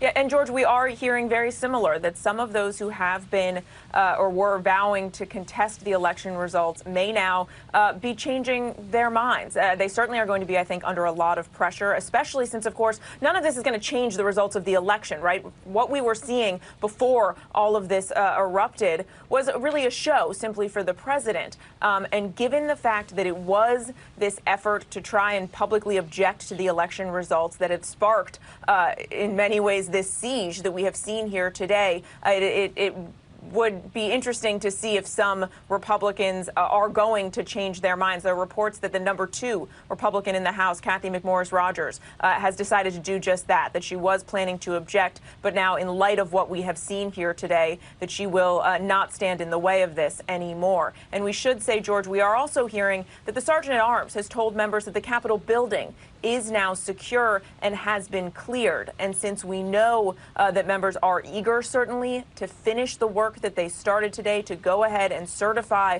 the results of the Electoral College, it will be interesting to see if they are able to get back to work, where they are able to get back to work, whether they do this, in the chamber or in another secured location. We are keeping a close eye on all of that. But the Sergeant at Arms, again, we are hearing he has told members that the Capitol building is secure. Mary, that's pretty big news that it could happen that quickly. We don't know exactly how exactly. We don't know when this might happen, but we do know that members are eager for this to move ahead, and some vowing that they want to do this, tonight if possible. Okay, Mary Bruce, thanks very much. Tom Llamas, there have been some actions on social media today. Right. Facebook and Twitter as well both flagged the president's video that he released. And we were talking a short time ago about how this video probably maybe made things even worse. Even though the president was trying to ask some of those rioters to leave, he starts with, the lie that the election was stolen. And now Facebook, the vice president of integrity, tweeting, "This is an emergency situation and we are taking appropriate emergency measures, including removing President Trump's video. We removed it because on balance, we believe it contributes to rather than diminishes the risk of ongoing violence." Rebecca Jarvis, our chief business correspondent, has a statement from Facebook which reads, "The violent protests in the Capitol today are a disgrace. We prohibit incitement and calls for violence on our platform. We are actively reviewing and removing any content that breaks these rules." So clearly Facebook and Twitter, which flagged the video, having major issues and major problems with the president's message, which was billed, as Kellyanne had told you, a message of peace and to leave. But clearly there were other messages, especially at the beginning of that video, that can be interpreted a different way. Well, and that leads to another question, and this has been speculated about. Once the president is no longer president, how long will his Twitter account stay active? If they're willing to take this kind of action when he's president of the United States, you can imagine they might take even more drastic action once he leaves office. But it's never stopped him, right, George? And it's one of his active hobbies is to communicate, especially with his supporters. He has one of the largest, if not the largest, following on social media, and he's not afraid to use it. He's not afraid to post, even if he does get taken down. He considers it as essential governing political tool. I mean, he owes part of his presidential victory to it. It was a microphone, those campaign rallies, and his Twitter account that got him so much attention. I want to be clear, because some of these images that we're seeing the rioters taking these selfies with smiles on their faces inside the House chamber and the Senate chamber. We can't forget, a woman has been shot tonight. Okay, a woman has been shot tonight. There was also chemical agents that were used on police. And from some of the videos we've seen, clearly they had tools and weapons to break in to Capitol Hill. So this was not sort of a spur-of-the-moment thing. This was not a big joke. Let's take some selfies inside of Capitol Hill. This was a riot, and that's what we should call it. That's what we are calling it. And what we heard from the congressman from Oklahoma earlier today, at least 25 Capitol Police injured. George, it's so bad. I mean, when I saw this, I couldn't believe it. The governor of New Jersey says that they have asked for help. So now state police in New Jersey are going to protect Washington, D.C. It's hard to believe. Tom Llamas, thanks very much. Let me bring in Senator Jeff Merkley this afternoon. Senator, we showed that picture you had taken, or you had obtained, of the staffers protecting the Electoral College ballots. We're showing it again right there. Remarkable that had to be done. Oh, absolutely, because the rioters would have busted those open, burned those ballots, and it just feels something sacred about those boxes holding the decisions of the citizens of the United States on the election of our president. So just tremendous appreciation to those staffers who smartly grabbed those boxes and protected them. Tell us what you've been going through today, what you expect to happen next, Senator. Well, we are hoping that when the grounds are secured, and hopefully that will be within a short period of time, we'll be able to return to the Senate floor, continue the debate, hold the vote, and I believe that it will be a very, very strong vote to reject the objections to the electoral votes from Arizona, which is what was being challenged. And as I've talked to a number of my Republican colleagues, I think there is a good possibility they will drop all additional objections for other states, and we will get these votes secured. These are objections that should never have happened because the responsibility we have under the Constitution to count the ballots, the only basis in law for challenging them is if they weren't properly certified or if they misrepresent the information that should have arrived in them. And there was absolutely no contention by those who spoke on the floor that either of those things were the case. This was really an effort to say if we can take these votes away from Biden, we can send the decision to the House of Representatives where Republicans can keep Trump in power. And in that sense, it was just an absolute version of a coup that you would expect in a basically some authoritarian nation without the strength of our traditions and our obligations to the Constitution. Senator Merkley, we heard similar feelings from Senator Joe Manchin just moments ago, saying he thought that several of the colleagues who were bringing objections were having second thoughts. Have they told you that directly, or is this still an uncertain situation? A couple colleagues have said that they never intended their actions to be interpreted as an effort to actually undo the election, that they were only intended to have it be a protest to say we need to pay attention to the issues that President Trump has raised. But here is the situation. When a president proceeds to lie to the American people, those Republicans had a responsibility to stand up and say, this is not true. This is like any leader who generates a mob. Other leaders need to stand up and say that information is false. They need to basically not kowtow to the mob. They need to inform and disperse it. And so what we saw today was really the result of the failure of our Republican colleagues to carry the responsibility of leadership to say President Trump is wrong, that there has been integrity in these elections, that it has been scrutinized by the state authorities, it has been reviewed meticulously by dozens of courts, this election stands, and that's what we do in a republic. We stand with the peaceful transfer of power, not an effort by an authoritarian like Trump to hang on to power through any means possible. Senator Merkley, this was only the latest example of that kind of enabling by the president's supporters over the last 4 years. How do you explain it? Oh, boy, there's going to be a lot of time for us to try to analyze all that's gone wrong the last 4 years.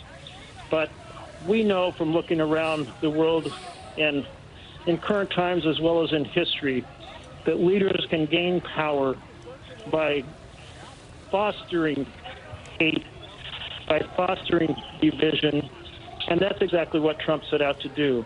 And I heard my colleagues over the years say, well, it won't get any worse, it'll get better, this will be the end of it. And then suddenly they find that they're hostage to their base, because their base has heard this message and inhaled it, come to accept it, come to believe in it. And suddenly they're worried about losing their elections and their primaries if they don't partner with this leader being President Trump. And at that point, they are enslaved or trapped by their own failure earlier on to stand up for justice, stand up for the truth.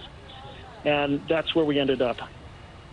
Senator Merkley, thank you for your time today. Good luck going forward. Good luck getting back to work tonight. We're glad you're safe. I want to go back to Martha Raddatz in Washington, D.C. It appears that at least on one side of the Capitol, much calmer now, has been cleared. What's happening where you stand?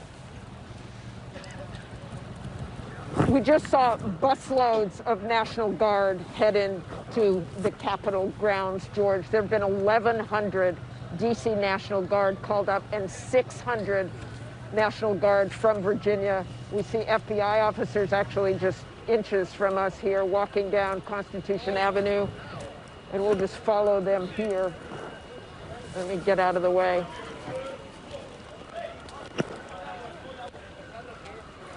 But those busloads are there. We assume they're going to clear out the last of the crowd because, George, it's now 6 p.m. There's a curfew in effect, and they've announced that anybody who's not out of there will be arrested, and there is so much law enforcement. Hang on. Hang on. We've got some more vehicles coming here. Let's get out of the way. It's right now.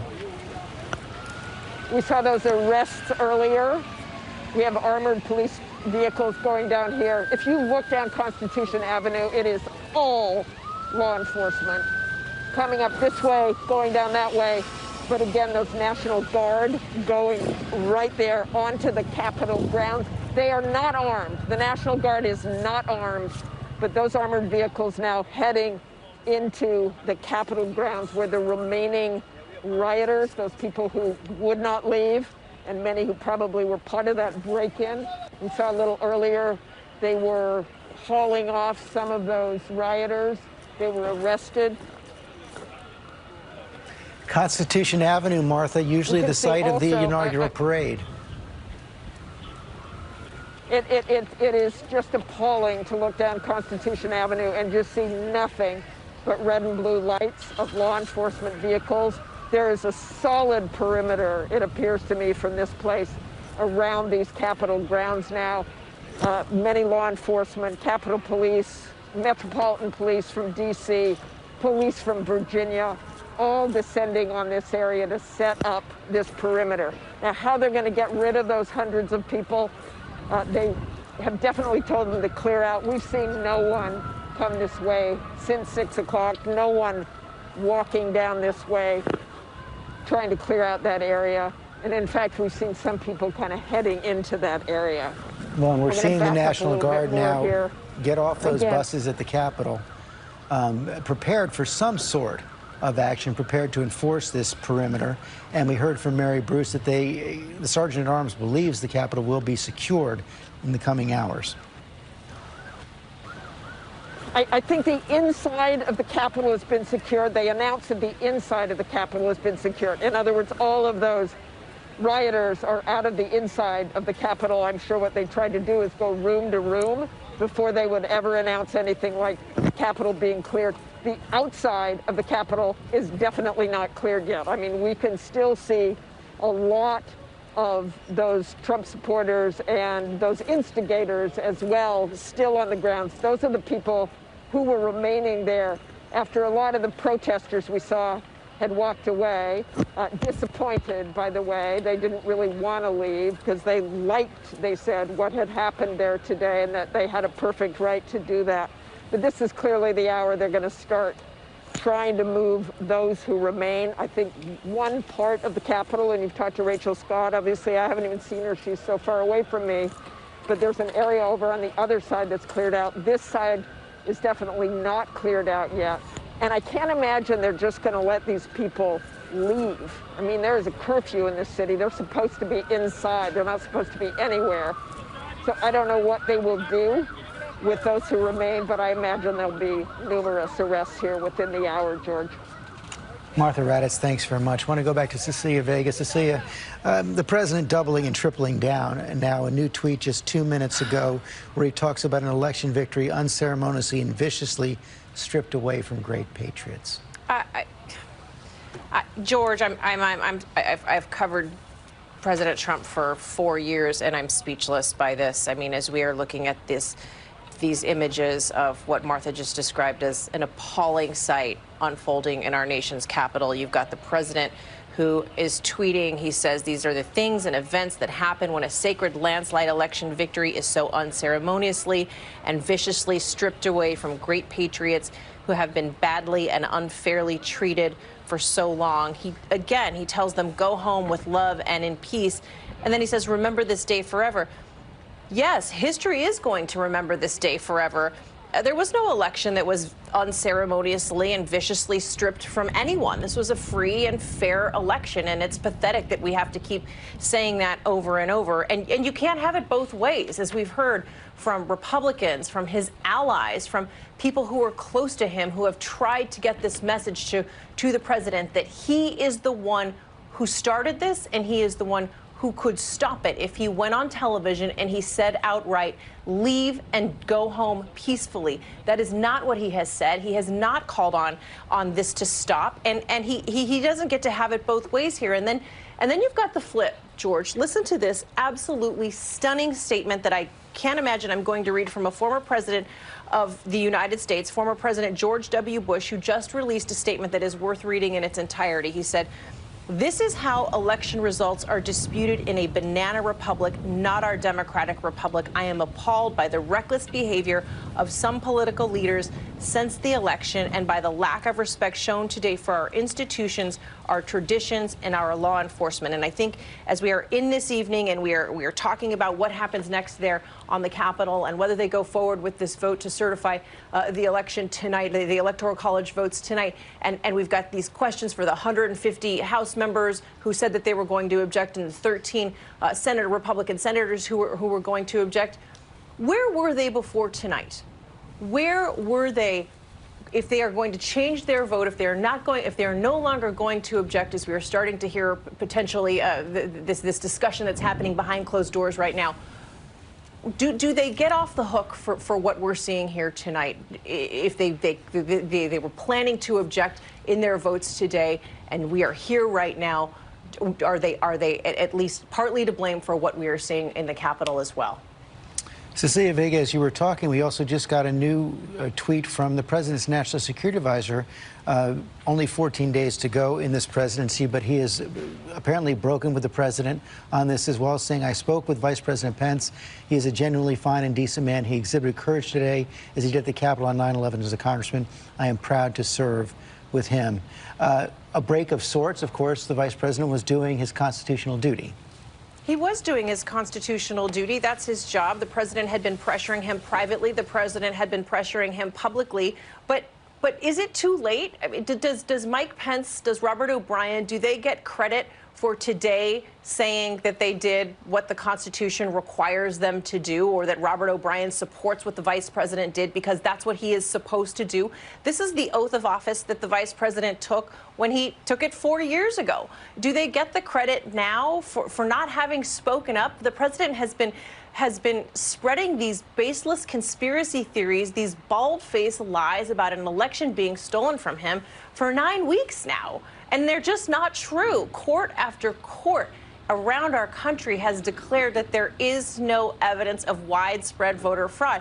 I laugh at myself for having to continually say this for the last 9 weeks. It's just the fact. But the president has been spreading these lies, these mistruths, and his aides, including Mike Pence and Robert O'Brien and people in the highest echelons of this administration, have stood by his side, and they have not spoken up. And so I think that there are serious questions for them as to whether they are part of what we're seeing here today as well.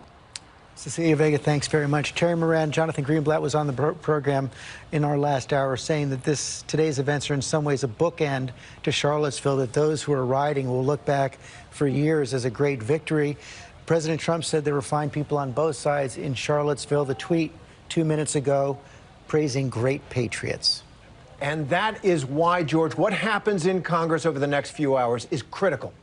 This lie, a lie that the Attorney General of the United States appointed by Trump said there was no widespread fraud, that his own head of election security, all those courts, this lie must be put down.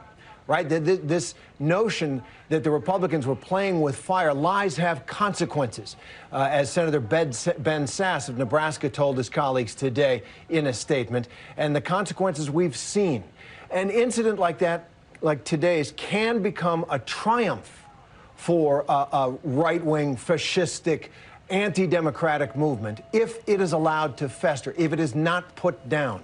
What Congress does tonight in affirming the victory of Joe Biden against lies and fantasies and sedition is absolutely critical. If they show weakness, it will be a triumph for the forces that want to essentially ignore the election, destroy the democracy, and install Donald Trump as permanent president.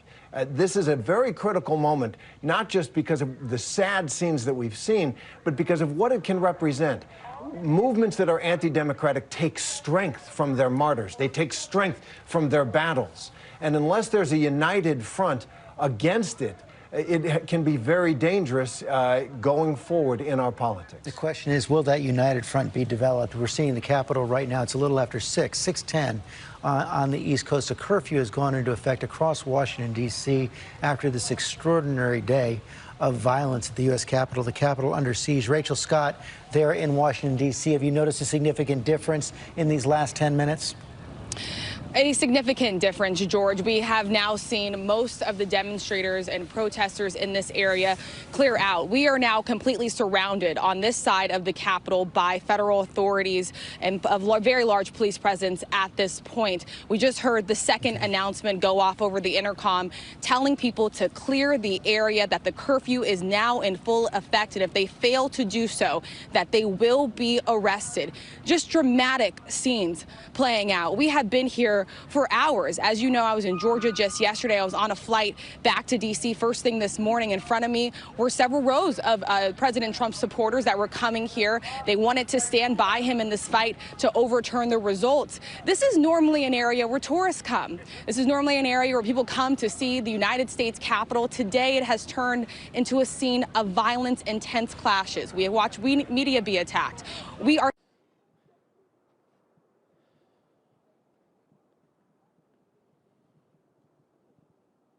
We're up and running?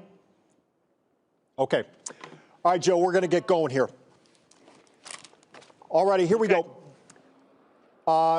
After protesters stormed the Capitol, the House and the Senate were evacuated. The electoral count stopped. We are joined now by Joe St. George. He is the national political editor and D.C. correspondent for Scripps news stations. All right, Joe, let's start with the basics here to get the ball rolling. Where are you? What have you seen? What's happening right now?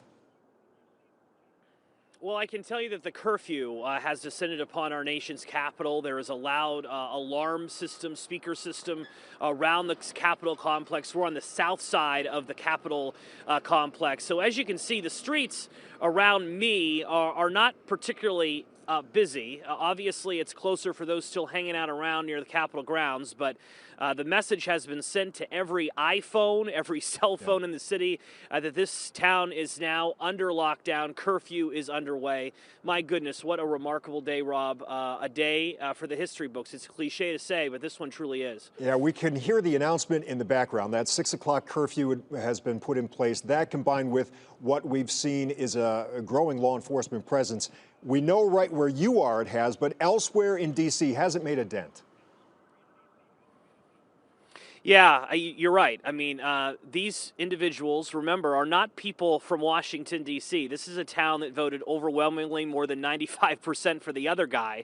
These are people who took time out of their lives, money out of their wallet to fly here, to drive here, and participate in this. And I can tell you, walking to my broadcast position here on the south side of the Capitol, I did see a number of people who participated in today's activities.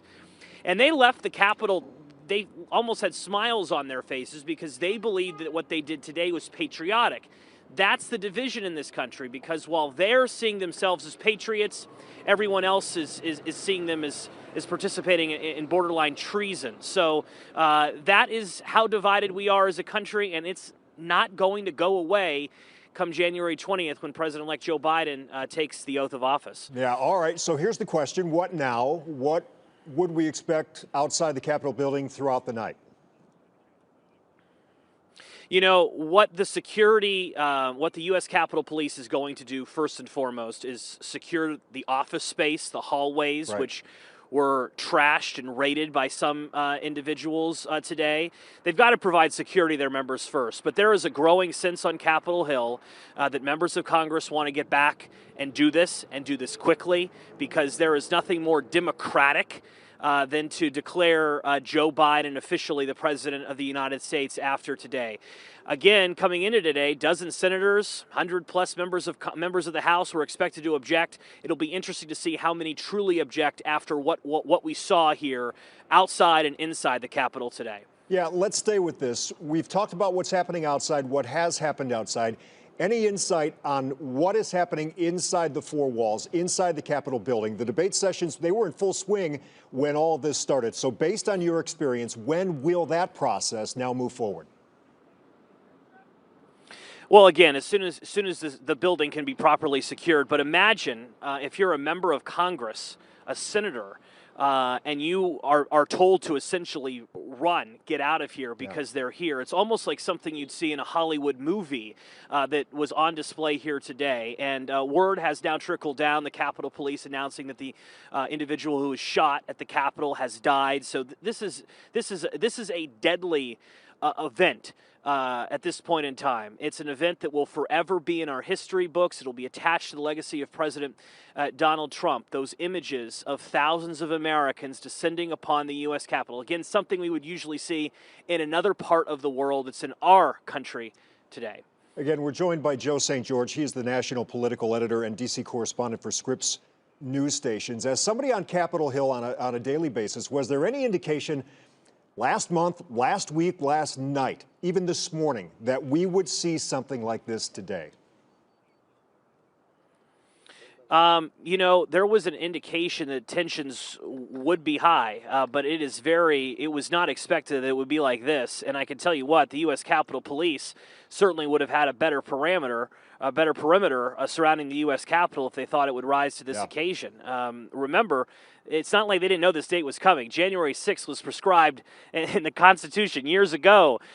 So they knew this was coming, but they were clearly ill-equipped to handle what happened here at the Capitol today. And I'll tell you this, there's going to be a big discussion. It's already underway about the security regarding the inauguration of President-elect Joe Biden, because he's supposed to be on the west steps of the Capitol on January 20th.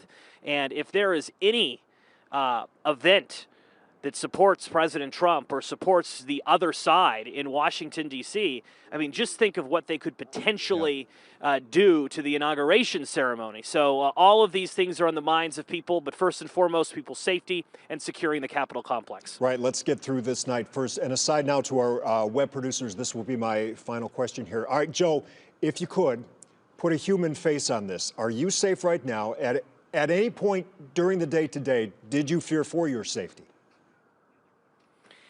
You know, as reporters, we sometimes put in these different modes, right? That okay, wait, we've got to go report, we've got to go talk about what's happening. But look, I'm a resident of this city. I went to college in this city. I interned in the United States Capitol building, and I can tell you that what we saw, what we felt as a city here in Washington, D.C., will stick with this city and for everyone who's been a part of it for the rest of their lives. It truly was something that you didn't expect to see covering American politics, maybe something you expected to see covering international politics, but a day that we just won't forget. Well, golly, we thank you so much. Joe St. George, thanks for being with us now. You stay safe tonight.